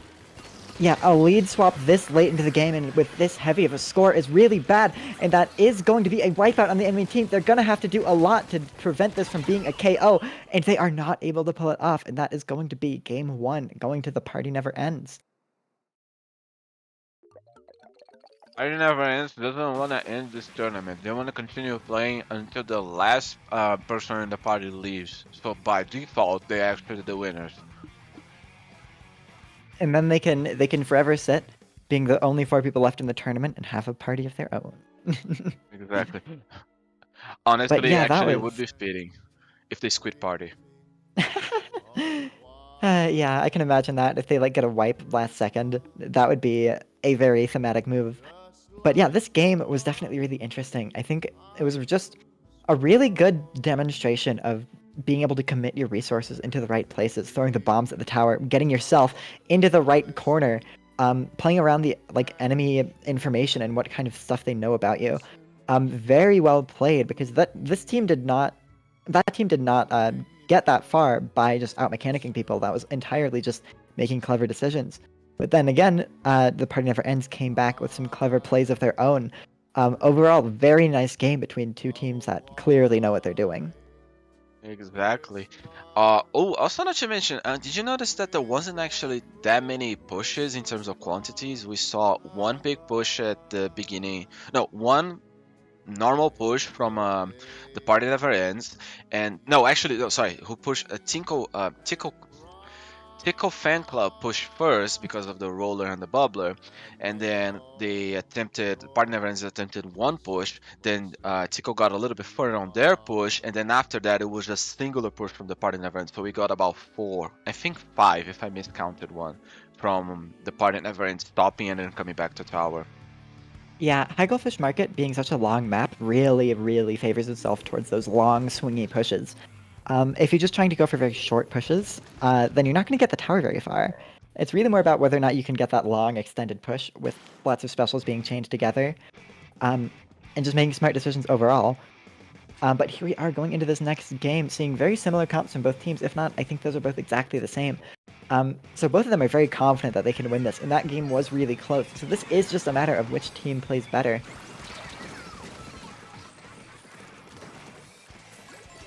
Every time in a tournament, which team plays better unless there is a one last minute choke. Since they're gonna be trying to attempt the first push, I honestly thought for 1 second actually ball got in, but the perspective was a little bit off. With the cooler being set, splashdown Ooh. ready to deploy, Oh. gets two. Oh, that's gonna be such a great push. That is a really good demonstration of how powerful Splashdown can be in this game. It has had such a glow up with the fists, and just the bigger radius, putting it over ledges. Like, one of the fists went through the splash wall and on the other side of it, which is why so many people died to it. It's just such a better special in this game, and even if you die, you're still likely to get a trade. Where unlike in Splatoon 2, where if you die, the special just ends and nothing happens. It's like eerily quiet afterwards. In this game, if you get a kill, you at least have to worry about dodging. But the kill, speaking of dodging, that crab tank walks right into that set of killer whales and goes down. That is, being triple whaled is very threatening, especially since the buff that is by now probably at least a year old. Whale can really shred you if you're not careful. Oh, I don't actually remember a buff on the whale, but this is gonna be relevant once the Tri Strike putting away the pencil. They do get a pick on the Gal that's gonna be lowering the chances of getting. Oh, there goes another pick from the blaster, so the push seems to be a little bit slower. Trying to get the center one. It's a deja vu situation, but this time, even if we went through the wall, you were not surviving that. This crab is very unhinged, but I'm here for it. Getting a crazy side angle here, pressuring a lot. They unfortunately don't quite get any picks, but it does force Tickle Fan Club to absolutely scramble. Here comes his blaster. I thought they were chasing someone, but apparently not. But they do get a pick on that roller. And it is, once again, sort of a stalemate situation. That being said, Tickle Fan Club has now just gotten themselves a ticket to the enemy's team's basket. 65 points, closer to 51. They need 8 more. That's about 3 power clamp. That's 3 small clamps. They get to 50. There is 2 players left on the side. There's 1 player left side of the Tinkle Flame Club. They are sharking, but they jump out. This is a very good lead. But actually no, it's not a very good lead because it's just 1 point. On 2 minutes and 30 seconds, that could still go both ways. So it is not a moment that you're going to be stopping playing this game. It's not a moment you're going to play defensive for the entire match. You are still going to be pushing, getting clamps, and getting very good picks on the side of the Gal, getting a good use of the special. And using that whale inside of the fight really forced them to have awkward movement, and it ended up being the whale that took them out. At that point, you have a dilemma: die to the whale or die to the 52 Gal, and they chose the whale. And here we see the pencil jumping in here. That is a very strange jump, but they have taken the lead back by, once again, 1 point. The Splash trying to fight the 52 Gal, but not quite managing to get it. Instead, both teams opting to just disengage from that fight. But Tickle Fan Club has a lot of space in the mid. But their roller has just gone down, so that may change here soon. A little bit more defense on the part never ends. The on it losers bracket finals right here. Ooh, nice direct inside the road, but here comes the roller to get the remaining player left, and it's gonna be sending back to way to the spawn. Crab doing a lot of pressure with that arc shot and that fast shot. We see so many players getting a pink buff in mid.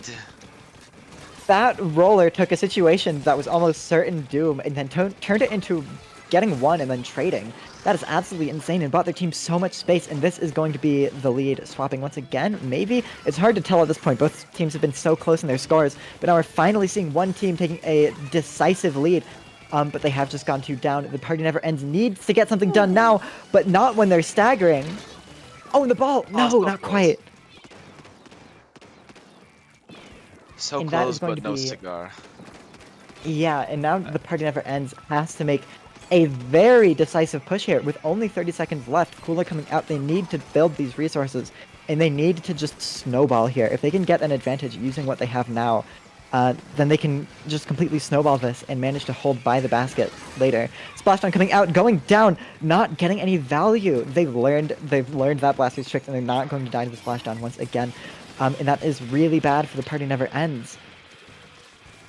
With 50 points on the special because they use it and it's depleted so fast, they might be able to get a second one. They can immediately use it. The curling bomb, we can smell that the roller just try, please go away. I'm throwing curlings as best as I possibly can.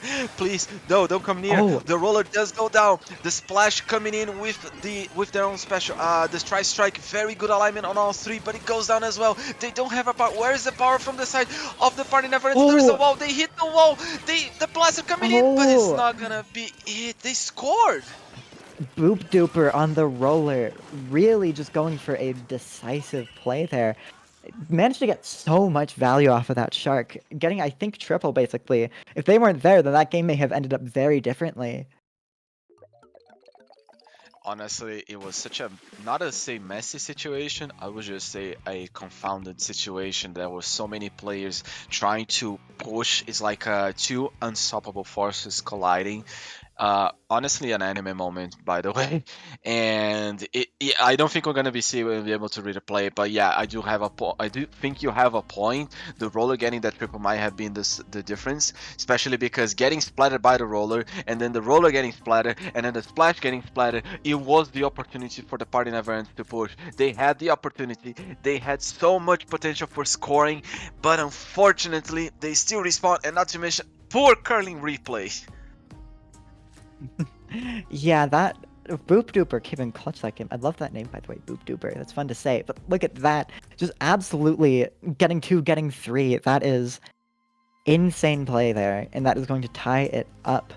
And now we're heading into game 3 on Scorch Rainmaker with everything even. What are your expectations for this one?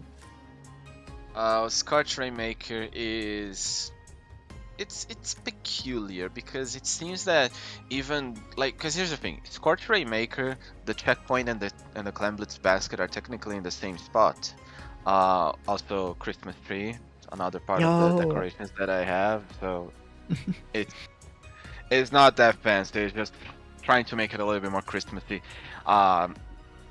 But yeah, Scorch, Gorge, and Clan Blitz seem so familiar, but I think the difference is the pillar in mid. Because the pillar in mid is cut out, it seems that it makes the fighting so different. Because like, when you're fighting in Clan Blitz, you're going side to side, but when you're actually going on Rainmaker, you're trying to take control off top mid, but at the same time, everyone is also defending the checkpoints, so nobody's actually watching the crates. And it feels odd because then after that, both teams are just trying to do the same thing, which in Clan Blitz doesn't happen, but in Rainmaker it's just so much aggression towards the ramp. But in Clan Blitz, it happens more frequently when I play. They're aggressively to their base, but in Rainmaker, it's so hard to actually even push that wall, even if they have more players on that location. Yeah. And I do agree, this map has a very fight-heavy mid, but once you get past mid, you get a little bit of a roadblock there in the form of that huge choke with the checkpoint. You really have to commit a lot to get through that. And then once again, after that choke, you have just a playground and a bowl in the enemy spawn, which is one of the most, like the easiest enemy spawn to chill in basically the entire game. And so it leads to this really interesting dynamic where you have like pushes in mid coming really easy, and then you really have to work to get through that one choke, and then you have a bunch of points happening after that. So games can sometimes end up being entirely stalled out, and you almost never get a score in like the low range past the checkpoint. It's either you just barely don't get to the checkpoint, or you go way past it. Precisely, as we saw, the roller was trying to be sneaky, so they're going to be responding very fast, given the effect of the cooler that the edit on the side of the fan club has. Whale has been popped, the Rainmaker doesn't have a much place to go, they have a safe place to be, they gonna have to drop out. That was so close to getting splattered. How is that Rainmaker alive? Oh my gosh, that was a crazy jump. I think they passed over the void for a second there. That was really crazy, but you could see exactly that. They got such a quick push into that choke point, but then they just could not, for the life of them, break through that checkpoint. But here they go, trying again with their cooler to up their pace just a little bit, trying to see if they can force their way through that check, but specials are coming out from both sides, and neither team can get a really big advantage here, and the splash is going to get punished on that flank, which is definitely not what they want to see here. Especially not from your Neo Splash, but the Rainmaker is over near the checkpoint, just fragging out. Only 7 seconds left till they explode. How often do you actually see a Rainmaker actually explode because of the timer? Oh yeah, because of their attempt to defend themselves from the whale, they jump into a no Rainmaker zone. That explains. Nice pick right here on the Gal. The party never ends has a quite honestly more presence on this map compared to the Tickle fan club. I'm gonna actually just throw that out to the fan clubs. It's getting such difficulty because I don't know why, but I'm putting consonants where they don't exist on that name. Here comes Ooh. where they don't exist. There's such a Oh. good smooshy movements on the side of the Rainmaker. Where is the Rainmaker going? Where'd they go? Gotta go to jail. Ooh. That was a good This play. 96 Yeah, the 96 scalp pushing up really far. Getting a lot of space by the checkpoint. Crab coming out as well. Getting a lot of space in front of it. But who's watching the choke itself? They do manage to get through. But they don't have the resources to get past it anymore. They burn them all just a bit early. Taking all that space a little bit before they needed it. And now they've ended up losing it. And here comes the strikes coming out. Going to push the Party Never Ends back just a little bit more. And they are watching that Rainmaker with an iron fist. Not letting them get past it at all.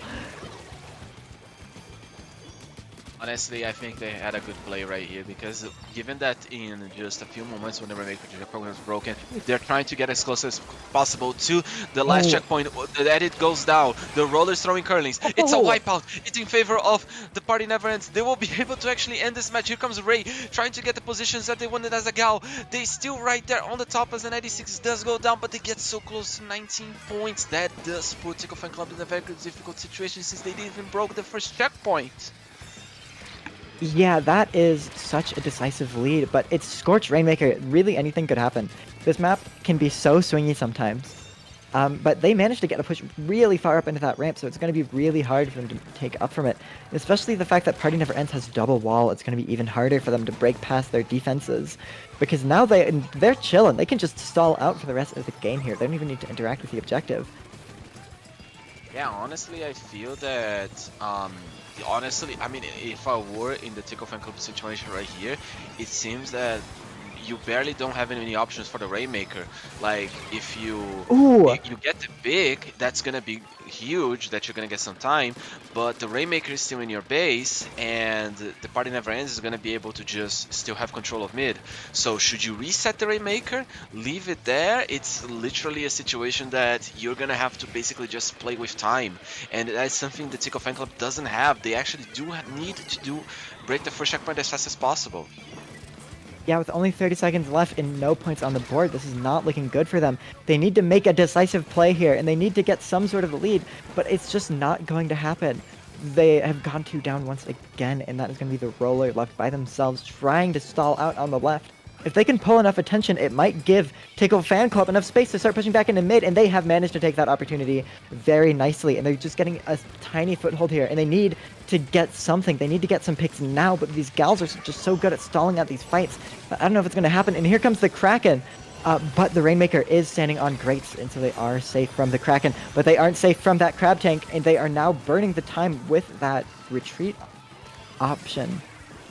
I was gonna say, if that Kraken managed somehow found an exploit that the small percentage that the hitbox of the Kraken does when doing flicks, I would have been so pissed, because like, no way this is actually real. There's no way this is gonna be looking like a situation that the Tickle Fan Club is gonna be able to lose. They have 68 points still to go, and the Party Never Ends has 19. It's looking very close to a possible situation. They just need to play the specials right. This is looking so tense.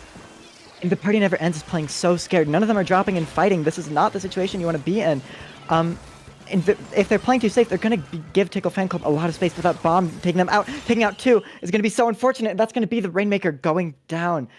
What a close push at the end there, but they just weren't quite able to make it far enough. Precisely, 19 points is very difficult to overcome on Scorch Gorge. Like, I would say, if you're closer to any, and it's even funny. Like, if you look at the modes itself, like zones, it's in mid, so it doesn't really count. Then we have Clan Blitz that goes to the elbows of the map, and then we have TC that goes a little bit further, and then we have Rainmaker.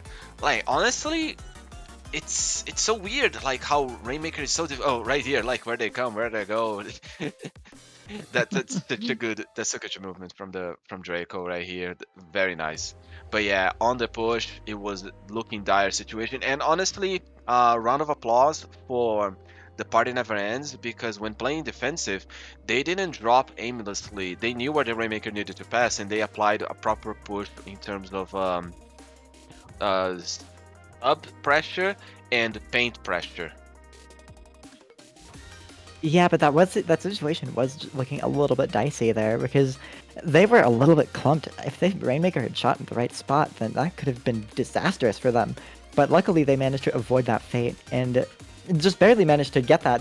The roller popped a bubble there, and their team just pushed past it and kept going down to the bombs.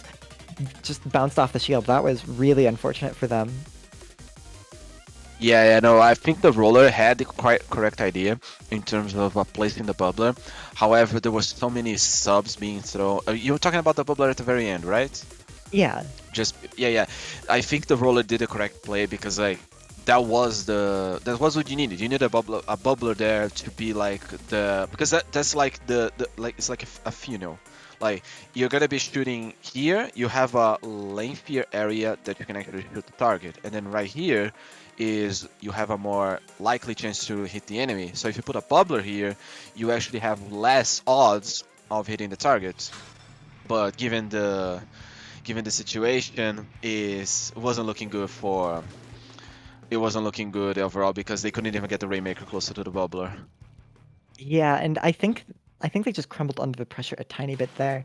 And they ended up going in front of the bubble and dying to that bomb. If they'd stayed in it, they may have been able to get a pick. Because they had a lot of time there. That being said, we are going into this next game here. It looks like very similar comps on both sides, but they've actually opted for a splatter shot here instead of a Neo Splash. And we're seeing a V-Splash on the side of the Party Never Ends. And was that a shot before? Did they just swap? They also don't have an edit anymore. They brought the pencil, which makes sense. Oh, yeah. I honestly don't understand how splat lanes do well on zones, Mako. It's such a map with verticality that it doesn't have like good places to actually be. But that's like my experience. Doesn't mean I'm correct. I could still be wrong. Yeah, I'm not sure with that either. It feels like both weapons have some areas that they could play in, a lot of cover for the edit, a lot of long-range sight lines for the pen. This map is just very good for most weapons in the game. There aren't too many weapons that are bad on Mako Mart. It's just, there's enough terrain that basically any weapon can take a nice spot. But that being said, we are seeing a fairly dominant first push from the Party Never Ends. Already down to 60 points on the clock and still keeping Tickle Fan Club in their spawn. This is not where you want to be, especially with that Gal going down still. They are just entering a really huge stagger loop, and the party never ends. Only needs one more to take this. So they have 30 points left until they are out of the game, and they're continuing to stagger. They might be crumbling under the pressure here. Only managing a trade at best, already down to 20, and that is a hugely dominant push. They need to get something done here, and they need to get it done fast. They don't have strikes, they don't have any specials. They are very close to losing it, but the roll has gotten to the zone with the Zuka coming out. That's going to be neutralized and in their control. A push from 100 to 4, a penalty of 69 on the board. That is not where you want to be, but it's better than being out of the tournament. I don't know, like, I actually know you do have a point. Like, that Zuka was such important for getting a little bit of pain over the zone, but it seems that overall Tico is not, like, I'm trying to pay attention on the roller situation. Like, the roller is struggling a lot. Like, there's a lot of points that are getting picked. There's a lot of trades now happening. So I do hope that for both teams, the Tico Never players managed to recover their steps and managed to get more points. But I do want to say that those points, now they have a 4v2 situation. They're looking quite nice. Yeah. But it does look like they are starting to get pushed back just a little bit. Pencil jumping out, one going down. Crab Tank stuck in not a super relevant area. And not going to get any picks here. And that is finally some points on the board for Tickle Fan Club. But they need to keep them in their spawn here. The thing that the Party Never Ends did is they kept staggering them. Once they were in their spawn, they kept going. And this bubble is going to be exactly what they want. A roller under the ledge is not what you want on this map. It's so hard to deal with. Because that's just such a threatening area. And there's so many ledges for that roller to be in. Oh, and the roller going in and getting a shark pick. And it is just going to be the splatter shot, though, on the end of Tickle Fan Club, and so that's going to be a push all the way down to 27, which is definitely better than before, but not quite good enough. Because Alex right here, trying to get as much pace as possible, controlling the map, which all you should do when getting literally any push. Be active on passive painting. We're coming to see a deja vu on the situation with the Zuka. They're trying to paint the zone, but Alex is marked because of the cooler. They jump out safely, trying to preserve the crab. There's a 4v4 situation. The zone is being flipped. It goes back to the party never ends. The Tickle fan club barely managed to get the zone, but they lose their play on one of the side. It seems to be that they are getting their own foot. Oh, the cooler is gonna be popping out, but it's just gonna be the pencil. They're gonna be having to jump out, and hopefully that cooler doesn't go to waste. Yeah, but it does look like Tickle Fan Club is going to be able to hold that cooler because it is in a very awkward spot. And the roller sitting under the ledge, hoping people will try to just barely grab it and end up going right into the roller's hitbox. And here's the Crab Tank coming out. Devastating push onto top left, getting a lot of space there in the blaster. Moving up and taking that, using the splashdown to confirm a kill on the spotter shot and the pen. But the roller not quite going to let them. And they are still in control of the zone here. No penalty has been applied yet to Tickle Fan Club. They do have control of the zone once again. No penalty is applied. This is looking like a very difficult situation. KO is possible on the side of Tickle Fan Club. They cannot lose control of the zone, otherwise they'll have to go for overtime. Gal goes down. Blaster goes down. It's just a 4v2 situation. Pencil trying to pin as much as possible. The roller's underneath the zone. There's a shooter trying to get the zone. The Crab is not going to be able to neutralize. Tickle Fan Club gets a fourth match won. It wins the fourth match. I was gonna say fourth match won. Aren't we best of 5? Best of 5, yeah. Yeah. Counting games. We're gonna go But to that a is- match. Yeah, we're match point 2-2. Match point. And losers I love finals is one of the most nerve-wracking places to be in this situation. Whoever wins this gets 2 chances against the winning team, but if you lose this next game, you are out of the tournament. So it's really a lot is lying on this one game. So we'll have to see if these teams can hold up to the pressure, because I can tell that they might be getting nervous here. They're making some rushed plays. They're not quite getting able to go in. They're staggering a lot, making some weird decisions. Both of these teams are under a whole lot of pressure right now, but they still have to play well and they have to make sensible decisions. And if they can pull that off, they get their ticket to potentially winning the whole thing. That is true. With one last map. Oh, it's gonna end on TC, the losers finals. This is spicy, because now I think we're gonna be seeing the Splatlinks coming back. Now the issue that I don't know is we're gonna see the edit with the cooler or the edit with the Crab, because given the situation that the Crab can actually do quite a lot of damage on the path in between the first and the second checkpoint, it might be an interesting pick. What do you think? Yeah, I think if they could find a way to run a cooler at the same time as the Crab edit, I can see it.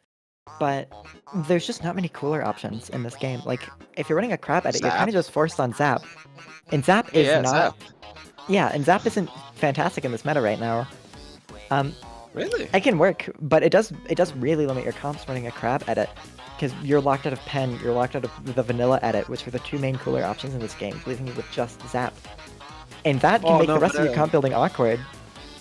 No, but I'm giving them the benefit of the doubt because they actually were playing Splatlings on the matches that we saw. They were playing Hydra, they were playing... they actually did play even the Kraken heavy. So like, if they want to play the edit with the Crab, it does make sense in a way. But yeah, that's the lenience I was trying to give them. Like a more custom opinion. Yeah. In terms of Against a team that's already used to running Splatlings in that slot, I can see it. But where's the range? Pencil. Where is the range though? They are running quad small shooters. What is this? This comp is unhinged. If the party never ends going out here, they are going out with a bang. This is going to be so interesting because they have so much potential, especially with the Gal has opening Gambit here as well, which is forcing Tickle Fan Club to take a fairly passive opening here. So the party never ends just gets mid for free. But the Gal still getting picks anyways. I'm not sure if that's the one with opening Gambit though, but both of them have gone down, so either way, it's a bit of a moot point. And that is going to be opening Gambit ending, unless that Gal managed to get a pick off screen, or if that was the Gal with opening Gambit. It's a bit hard to tell. But yeah, that's going to be the... Ooh, that's going to be 3 down, a super quick play, and that is what we're going to see from this team. This is going to be such an explosive game because this team is so fast, but has absolutely nothing to back them up when things start going wrong. So we're going to see them pushing up, getting a quad, and then wiping. Stuff like that. It's going to be very volatile. But so far, it is working out in their favor. We'll just have to see how they deal with this checkpoint. Managed Ooh. to break it, but I think it's the crab. Like, the crab is doing the range that you see. Like, you notice how they are alternating between specials. They got a whale, they got a crab, they got a whale in the following. Now they're putting the next whale, and they hope to get the cooler, but the zap's gonna go down, and then it's a There wipe it out. is. It's a wipe out situation. And there's the wipe.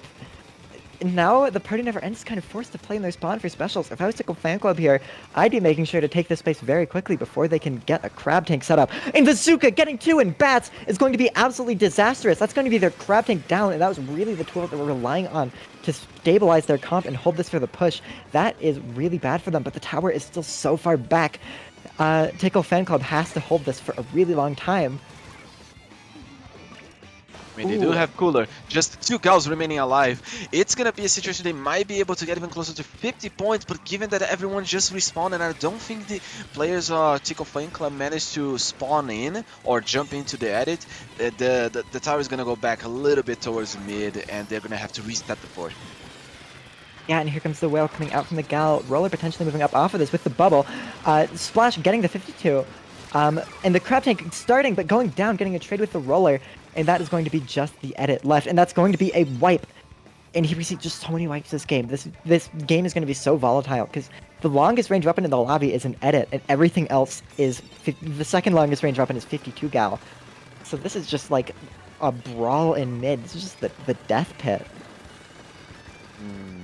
Yeah, specifically because right now I would say that I'm putting myself in the hands of the weapons I do know best, like saying that the ones I'll be closer to resembling. It's a situation that you don't want to be getting splattered as the edit on this match because you are basically on this range. And if you're going to be going down, is most likely due to some sort of very unfortunate situation that you placed yourself in, since that the short weapons are not going to be jumping straight into your gun. They're going to be jumping in from behind you. This crab has guts. That was a very interesting crab, but it didn't really work out for them. Didn't get much value, but they do end up getting the roller. And they are having a surprisingly dominant hold for being quad short shooter. That being said, Tickle Fan Club has started to crawl their way back into mid. And here comes Bazooka, potentially going to get some value here. But no, the 52 goes down. And so does the roller. The situation is looking so difficult as we see the edit on having dropped. Okay, the wall did save them, but the situation is still looking dire since they are exposing themselves maybe too much, but at the same time it seems to be paying off since now they have to deal with 2 specials, the Bubbler, the Zuka, and Crucio. That Zuka is huge. This game is so neck and neck here, and it looks like they are going to take the lead, but I don't know how much further they're going to be able to push this. It looks like they're going to keep going with the roller and I can even 52, I think, set up into bats. That's a really important spot to hold. But the party never ends is dropping, going to try to make a play. 52 gal getting 2, potentially getting 3, but going down to the roller. But the other 52 has to follow up off of this. They have to get a really decisive pick here. And this is where they have to shine the best. They have to go for just a very high risk reward play because they have... The chances of them winning this here are very small, so they have to go for that really risky play. Use the volatility of their comp to their advantage. See if they can get just a little bit lucky, with just a little bit of skill in the mixture as well, to manage to get this push out. Oh no! But the gal goes down.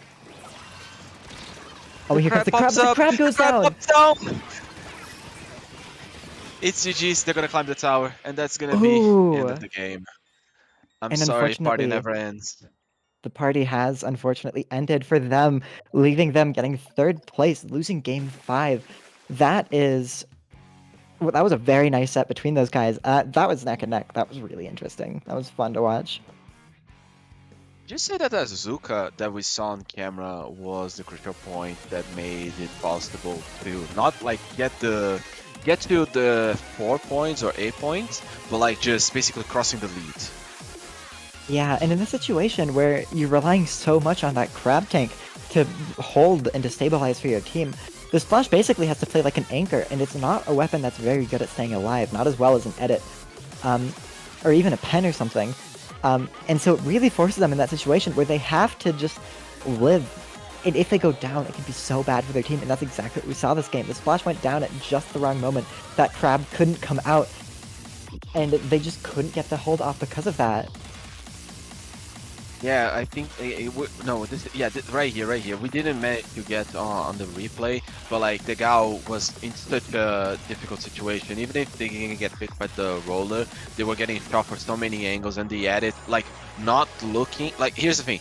As a crab, you already popped a crab. What you gonna be doing at this situation? Like, do you pay attention to the person that you just saw as you popped the crab, so you have no mobility, or do you keep shooting at the edit, or do you keep shooting at something completely different? Like, it's just maybe the circumstances that they were left. So the moment that they lost the lead, was it already GG's? It becomes a point that how can you actually improve for the next time you play a tournament, and you do that, and the communication overall, but like something's already like the moment that something happens, maybe just sets the party to end sooner than we think, or just sets your future set in stone. That's the expression I was looking. Yeah, and we are going to be seeing Tickle Fan Club going back up and fighting Puntos. You guys have definitely seen that if you've been watching for long enough. I unfortunately didn't quite catch that set. So I don't know as much about Puntos as you guys do, but hopefully this is going to be a fun game. And they are at the ready. They've been waiting here for a while. That's just how a double elimination is. Once you win winners finals, you are in it for the long haul. There is a huge wait because you have to wait for like half of losers bracket almost to finish up. It's like 3 or 4 sets. I would say that if you basically already in winners finals, you can start another tournament and get to winners finals again. You're still gonna have enough time to play winners grand finals of the previous tournament. Yeah, you can, and you the can get cycle up. goes on.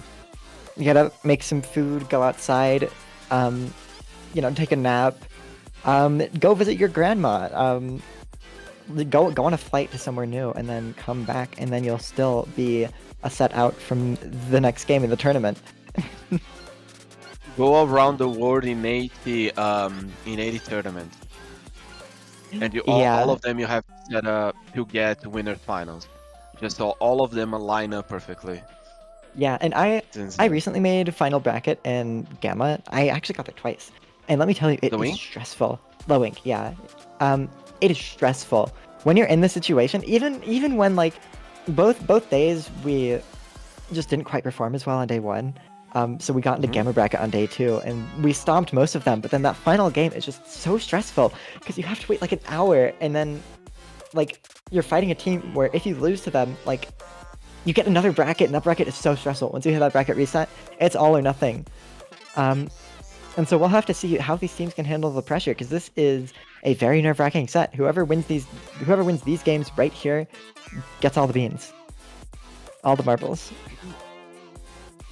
Well, I actually want to play Super Mario, Mario and Luigi, Superstar, the bean one, the full of bean pun, the full of.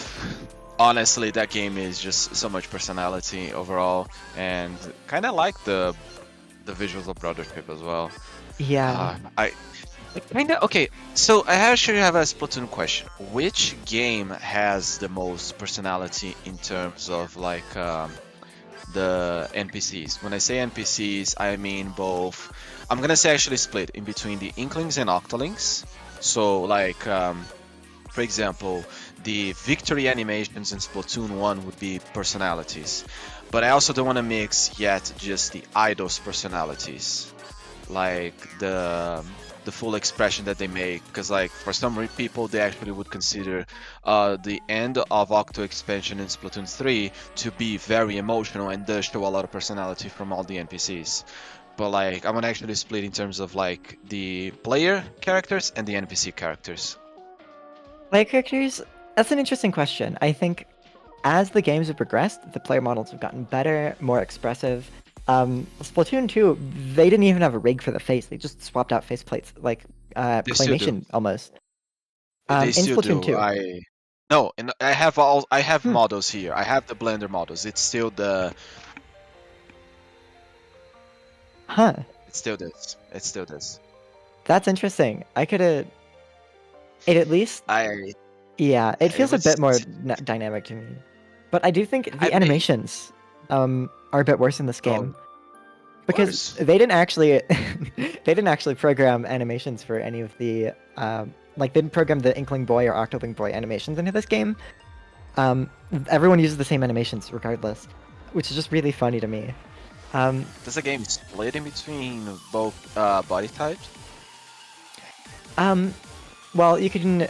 It's just body types now, but they both use the same animation. There's no animation differences between No, the two characters. but did the game actually split in between both? Oh. Like there was separate animations for each and Oh. one? I don't remember Splatoon 1. In Splatoon 2, yeah, that's what I'm thinking mainly. It was probably there in Splatoon 1 as well. The different genders had different animations, even winning animations, they were different.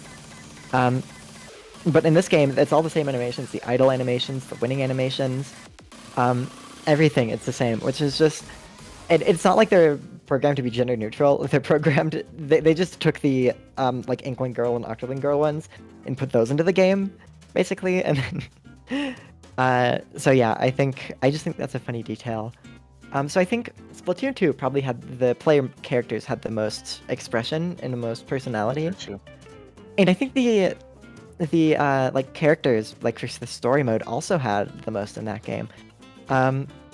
I think we got a lot about Callie and Marie in the single player in Splatoon 2.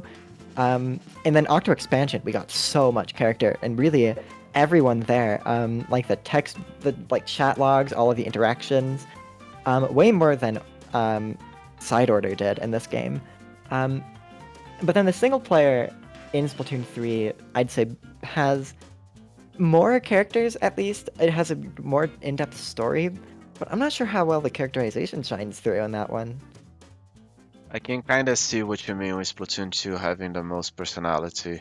Since, technically speaking, one thing we did not see in Splatoon 3 compared to Splatoon 2 is we started with the story mode in Splatoon 2 that was just literally a rerun of Callie and Marie against the Octarians. That, like, if you would stop there, I would completely agree that Splatoon 1 would have more personality. But then, that day, after E3, Octo Expansion came out, and that gave literally a backstory for Marina and Pearl. And even though I don't remember seeing more content on the backstories of Callie and Marie during Splatoon's one lifetime. Like after Splatoon 2, we got so much quote-unquote interviews where it's basically someone pretending to be in the Splatoon universe asking questions to Pearl and Marina. And why the hell does Pearl have a swimming pool with imported mayonnaise in her backyard? So yes, Octo Expansion was literally the game that had the most personality for literally all the characters. And Yeah, absolutely. we had more characters per content, like for a single player, because in Splatoon 3 they did not do anything for, I would say, like the same level of quality Octo Expansion did. They didn't do for Shiver, Fry, and Big Man. All I kind of did learn from them, I would say it's a rerun from Splatoon 1. They throws Marie and Callie in Splatoon 1 with, like, you learn a little bit of few trickies, but like since Shiver and Fry and Big Man are the antagonists, they don't have much camera, so they don't get much personality. I still love them, by the way, yeah, so, but it's just not that same. Yeah, I can definitely see that. I think the fact that you can fight them in Splatoon 3 single player is really cool. But they don't really get much. And same with Side Order, they have nothing in there. Except Big You can Man, fight Big Man. because not in Side Order, in single player. Oh, yeah. Oh, sorry, not Big Man. Super Mario Sunshine, Manta, that. You don't remember the boss? Oh, no, I know what you're talking about, yeah. Yeah.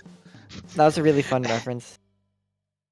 It's a reference, but I was like, this is such an easy boss. I was so bored. I actually blindfolded myself trying to actually shoot Big Ben, but it gets chaotic if you don't know what you're doing. So it's weird. Like it is underwhelming. I would say Shivers and Fry with the shark makes the fight they because they have so much more. Like they basically have pets to assist in the fight. Big Man doesn't. It's just himself alone in an empty void. So it Yeah. was underwhelming. And then he says it's big man time and starts big manning all over the place. I Wait, lost wait, my are we mind when that more? happened. Is it? You remember when Big Ben said? So we basically recycling the Morbius meme is morbing time. Yeah. Yeah, no, that was like when that was when the Morbius, yeah, whatever meme was popular. And so then when Big Man says it's big man time and then starts big manning all over the place. Which is a quite literal description of what happened in that moment. I started cracking up so hard. It's the funniest this game has ever been, and it wasn't even intentional. Wait, if that's the okay, no, okay, I can respect, because like, okay, if I would say like, you want to know something like, I have a controversial opinion. I hate that we skip the news. I mean, you can still watch it. No, I hate because here's the thing. Yes, I can still watch it, but being forced to read the news, which is not that big of a deal, like compared to like, I would say there's a lot of things I hate about this game. I would say the connection in between players is worse than it is in Splatoon 2. That's like the biggest priority to fix. But like what I kind of mean with the personality of the idols is that because I was forced to read the news, I learned more about the previous idols than I did learn about Shiver, Fry, and Big Man. And that kind of Yeah. did throw me off because like I didn't appreciate when the game came out. I was more interested on just playing the matches as fast as possible. So just skip the news. But yeah, let's now skip this entire conversation and let's see. Oh, actually, Clan Blitz. We're gonna be ending with double Clan Blitz. Did we see Clan Blitz on the last on the losers finals? I think we did. We saw all 5 games, and we're seeing all 4 modes are present in between all the 5 games. So we did see that. I think. Yeah, was that the umami clams? Or am I getting that mixed up with another one? My memory is so bad. Regardless, we're back. But I think it was semifinals. But yeah, no. Let's just keep looking forward. Museum. I'm trying to remember what Puntos was actually running. I think they might be running as Zapcom to begin with, but in terms of shooters, maybe we saw Stamper with them. I don't actually remember. It's been such a about 2 hours, I believe. Yeah, about 2 hours. So it does make remembering a little bit hard. Yeah. The wait is crazy, and it's just it's an inevitability of the format because you have to go through so many sets. Like once you're in losers bracket, that has to go because you can't force that to go sooner because the bracket depends on people moving in from winners. So it's just always going to be slow, but here we are heading into this next set. And did they swap out a player, or am I thinking of the wrong team? I think they did swap out a player. Yeah, so apparently they have gotten a sub. About at least one of the classes, at least. Wait a second. The Viper. Wait. The 52 gal and the roller have the same team tag. Is this a team rivalry we're seeing here? I mean, okay. In between matches, I can explain what I've been told later about tournaments. But like, we're seeing the situation that Puntos is 2 down, trying to start a push, but the situation did not that well, and they're still losing players as they're trying to get a little bit of cover. Gao literally jumping out from the flank and trying to get a pick on the pencil, but their teammates comes in to basically guarantee their safety. Get it? Safety net. Yep, because that pencil really does act as a safety net a lot of the time. Oh, but here comes the Viper fighting! Using the Viper buff has been really insane because you can just spam vertical flicks now and it's way faster. 2 frames is a very significant amount. when you're doing that repeatedly. But this is... Ooh. Yeah, so we're seeing just kind of back and forth here. Puntos is managing to push Tickle Fan Club out without getting picks, and that is, they've baited Tickle Fan Club into dropping with that roller. But the spotter shot pushing up, getting rid of their safety net in a very literal way. And that is going to be the Wiper going down to the 52 gal as well, managing to space that out and getting them with fall off from underneath the ledge. And ooh, the Shark is interesting here. They're trying to carry 2 balls at once. Very awkward for them, but their team is just pushing up so far and getting so many picks that it's working.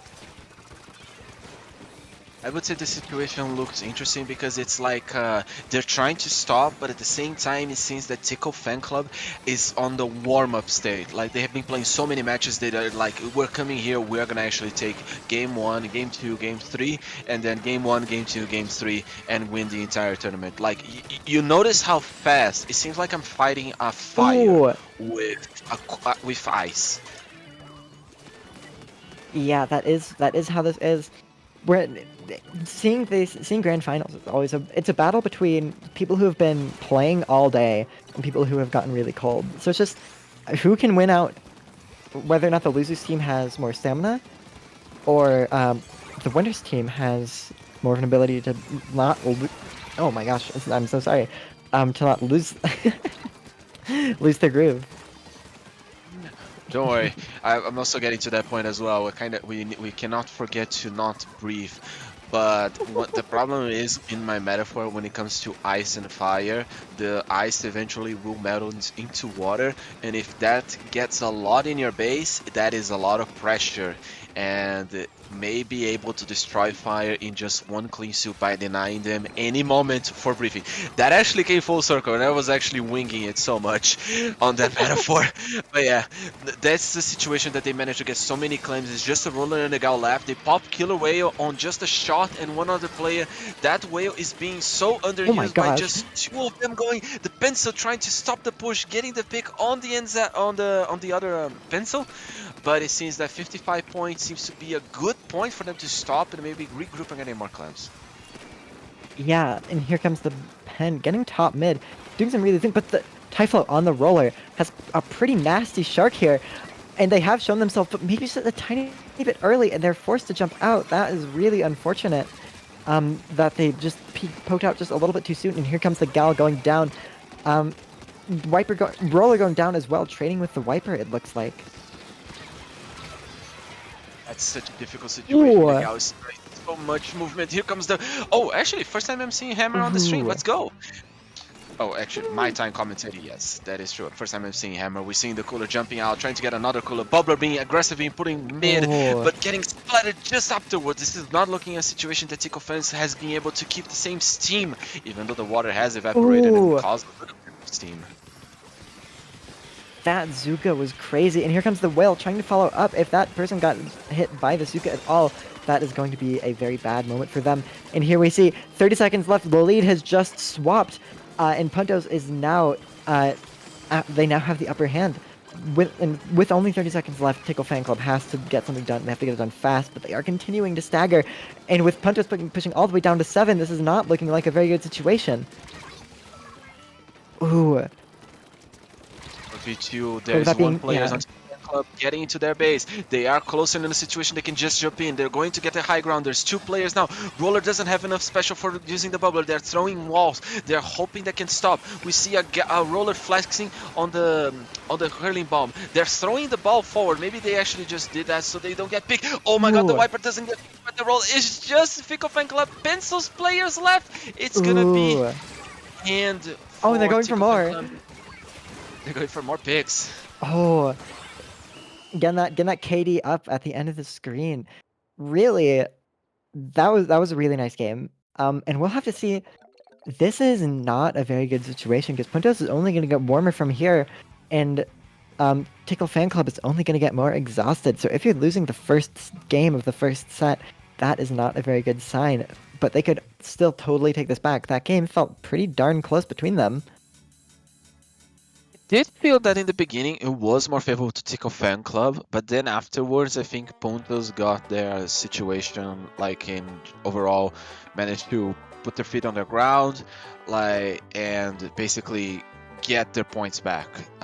Exactly what was the pinpoint of that? I kind of feel hard to say because they actually just pushed once, like right? Tickle Fan Club only pushed once. That pick on the wiper that we just saw, if the roller was a little bit not offset with not was a little bit offset with the aim, might have gotten the pick. But even though there were still two players alive on the side of Punto, so kind of hard to say what could have gone different. Yeah. Um, I do think that push there at the very end could have been really good, but they just didn't quite have the specials for it. And I could tell they were kind of trying to stall out to get something there. But the other team just forced them to fight a little bit early, and they unfortunately weren't quite able to get the resources they needed to get all those balls in. Because they had a lot of clams. That push would have been very explosive. And before the match started, one thing I remember to talk is that one of the things that I learned about this tournament, because here's the thing, we're getting to levels of there's so many tournaments, people are getting collection of badges for Sendokyu, and it's getting to the point that they are getting 12, like 12 of the same tournament wins on their thing, plus 13s of another one, and so forth and so on. Not gonna get into the NFT part or whatever, how that works, but you said, are they rivals or the same tag? So tournaments became more like you don't scrim to play tournaments. The scrim is the tournament. Like you basically just do pickups and do scrims. That's it. Yep, pickup culture is here. Ooh, what?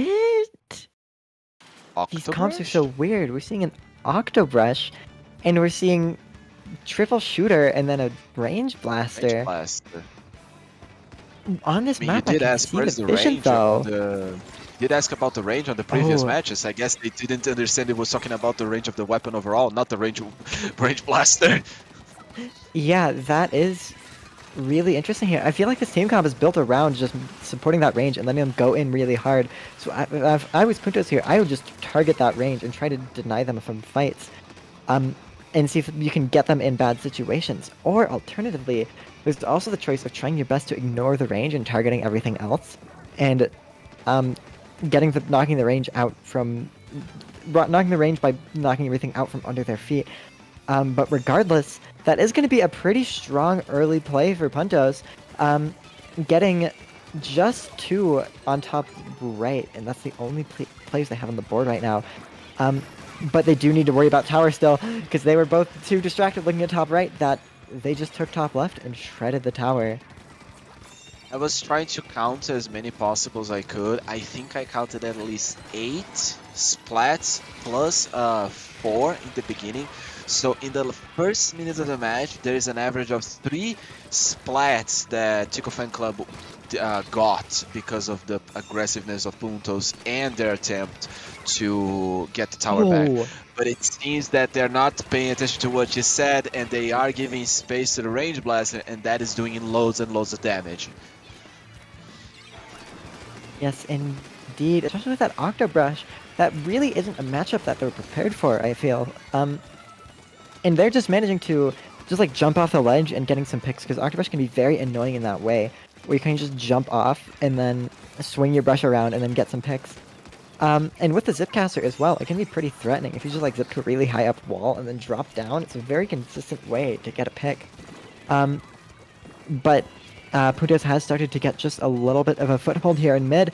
We're going to see if they can have anything to extend it before they end up going down to that range blaster, because that's really the only source of damage that the other team has. Aside from that 52, the range blaster is so important, and if they're going down, that's going to leave Tickle Fan Club with severely lacking aggression, but they don't even care. They're going in anyways, going aggro with the shot and the 52, completely pushing them out and forcing Azuka out to try to hold them back just a little bit, but no direct picks from it. Ooh, there was such a good movement on the side of the Gao, not getting splatted by the by the splat bomb, but I kind of trying to see like what's being such difficulty for Puntos to score even more points, because right now I don't see Puntos being all 4 players alive at the same time. Like literally, this is just a shot left, and they're sharking, waiting for their teammates to respawn and the second checkpoint to go in. Someone's gonna go for the long run on the other side of the zip line, probably going to be the pencil. Here comes the pencil, getting the player not paying that much attention, which by the way, we know they're there because of the cursor, but they don't. So right now, they do manage to get stopped, getting just like about 5 points of the clock. So Puntos has now the opportunity. What will be happening right now, it's going to be, I think, the most interesting part in terms of identifying. And I think we're starting to see why. Ooh, that range blaster almost getting another, but that shot taking the drop, knowing that they have to win that fight. Because they're just going to get picked by the range if they stay up there, and they did manage to clutch it up. Getting another pick with the Zuka. Tickle Fan Club is in a not-so-good situation right here. And the brush going down, though, is not great for them either. And people are just... Trades are going back and forth, advantages switching left and right, and no one is able to get a very big push off of it. Indeed, I honestly feel that the range blaster has actually been a good pick, because given that they're painting so much when Tickle Fan Club is pushing, the range blaster does have also as much mobility as any other of the shooters, but at the same time, what was happening? What was happening? That there? was an Please unfortunate explain. shark. The sprinkler body shield is OP. The range blaster getting picked off by the Octo Brush. This might just be what Puntos needs. I'm gonna get you. Ooh. Oh no! They get the pick! The Octobrush managed to get the pick, but they are so close to getting the lead. Puntos just need a little bit more points. They are gonna be taking the lead at the last minute. Oh my god, that is so unfortunate for Tickle Fan Club. They were so close of getting a win, Ooh. and that's just gonna go all down the drain. But it isn't But it isn't over yet. Puntos has gone 2 down, and Tickle Fan Club has the ability to really throw themselves forward at the slightest advantage. With the brush going down as well, if they can live through this Zuka, that's going to be huge for them. Puntos have gone 2 down, 3 down with just the pen left alive. And this is exactly the situation that Tickle Fan Club wants to be in. The Zuka coming out, going to try to force a pick on the remaining player. But they do manage to live. And here comes the brush, getting a pick on that gal. That is not the situation you want to be in. Especially going 2 down here. The range blaster and the zap are going to have to clutch this fight up. And they can't quite do it. The range blaster is stuck in Kraken. I'm gonna say, like, when you have, honestly, here's the thing. I am totally against the nerf that the Kraken got for the tower, because here's the thing. We have other specials that can do similar effect in terms of Booyah Bomb and the Ink Strike to get players off tower, and I do feel that is kind of an art. Like, you can stall your own self, or like the Booyah Bomb itself, and like using the Kraken to hop off tower or to even hold out tower, it's fine because other specials do the same thing. Like, the fact that you get so much knockout as being a Kraken is kind of underwhelming, because like, what are you gonna do as a last resort? But that is unfortunately that the Kraken was activated and was able to sustain the tower. Puntos gets 2-0 on Grand Finals. We're match point away from victory. Yeah, this is not looking good for Tickle Fan Club. They have to win these next 3 games in a row, and the set after that, they have a giant mountain to climb. But these games have been so winnable. They can totally do it if they just play a little bit better. And we'll just have to see if they can pull that out. Because this is... one more loss, and they're out. This is it. They have to win basically every single game after this one. I mean, to be fair, you can say that if Puntos wins, everyone is out to touch grass. You can say that, yeah. Then we all get to go touch grass or snow if you're lucky. I mean, it's raining. I kind of don't want to. Oh, I do have grass in my home, actually. Yeah. Okay, I have a place to touch grass. As you can see, Yeah, it's yeah. bright and sunny out here. Wish it was snowing. Alas, no snow on the ground. Then again, winter did just start like 5 days ago. Christmas is... People think Christmas is like the middle of the winter, but Christmas basically happens in the fall. Like, it's 5 days away from being a fall holiday. I mean, wait, you mean 5 days is like the winter solstice? Or... Yeah, which is the meteorological definition of the seasons changing. Oh really? Because like if it's okay, yeah. Let's not nerd this Yeah, out too let's not much. talk Let's about just the weather. What are we doing out here talking about the weather? We've got grand finals, reverse sweep potentially about to come out here. I mean, we're not gonna rain on everyone's parading path. That's why. But we are Uh, seeing Tickle Fan Club running a very familiar comp. We've seen them run this comp before. We know that this comp works well. Well, if you can play it well, my bad. I mean, everything can work, and the first thing of the control is going for the Puntos. They already got 4 points, but given the fact that the price strikes are being used to push away Puntos from their perch and high ground, they're going to be flipping back to Tickle Fan Club just in a second.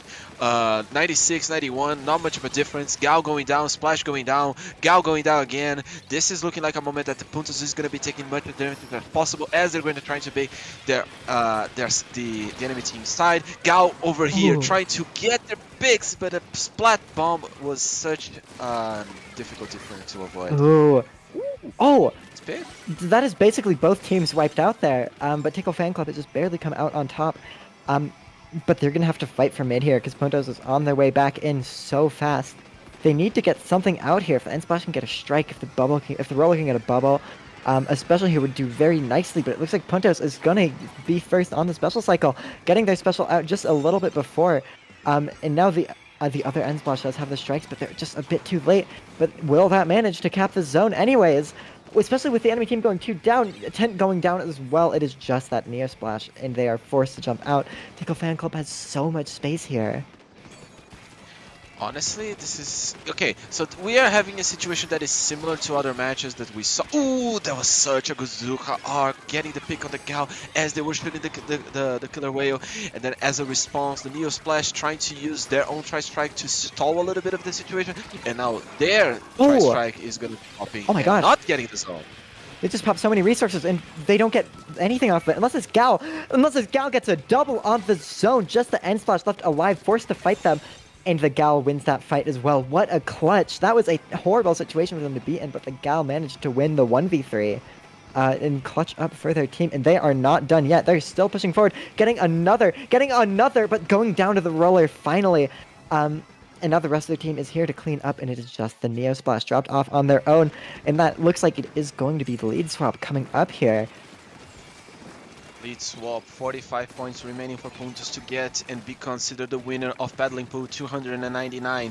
They are getting to begin their first push. We see a killer whale being used. We see tri-strikes being used. 2 resources down. We see a roller not being able to use their special. So 1 less resource left to go. Cooler being popped on the side of Tickle Fan Club. They still don't have control of the zone. It's a 4v2 situation. 9, 8, 7, 6, 5.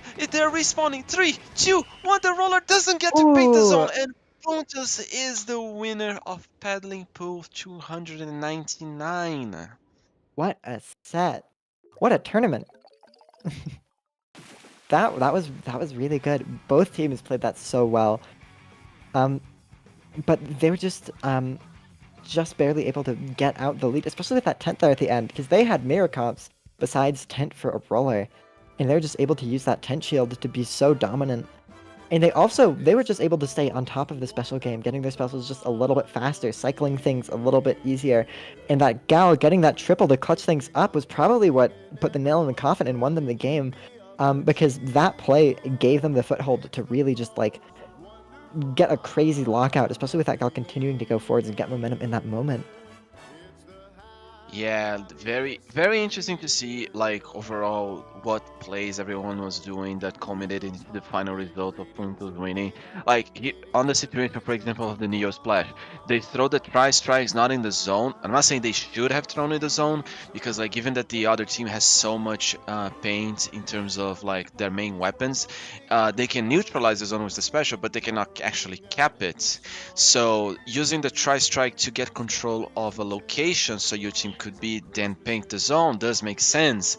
And that pick on the Gal was actually, like, as you said, the moment that it snowfall all the way to Puntos getting the win.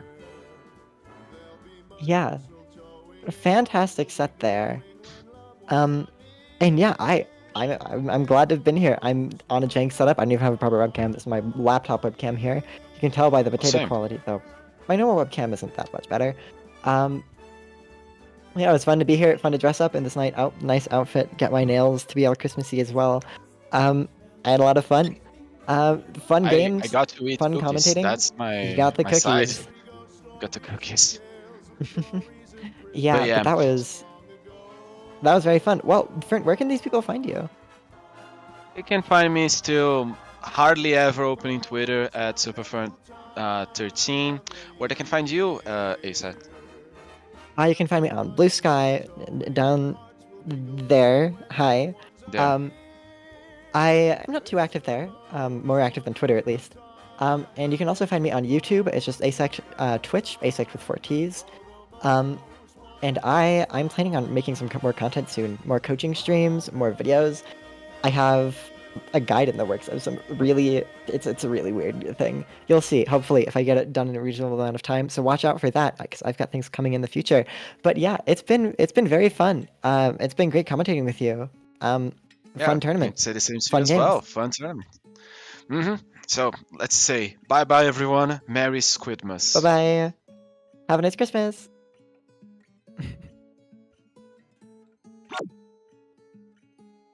And even when you lost your hair to shame and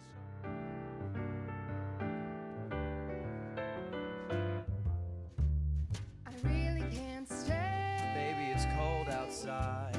I got to go. Baby, it's cold outside. This evening has been Hoping that you so drop in. very nice. I'll hold your hands, they're just like My mother will ice. start to worry. Beautiful, what's your My father hurry? will be pacing the Listen floor. to the fireplace roar. Really, I'd better Beautiful, stay. please don't Well, hurry. maybe just a half a drink I'll more. put some records on while I pour. Neighbors might think, Baby, it's bad out there. say, what's in this No drink? cabs to be had out there.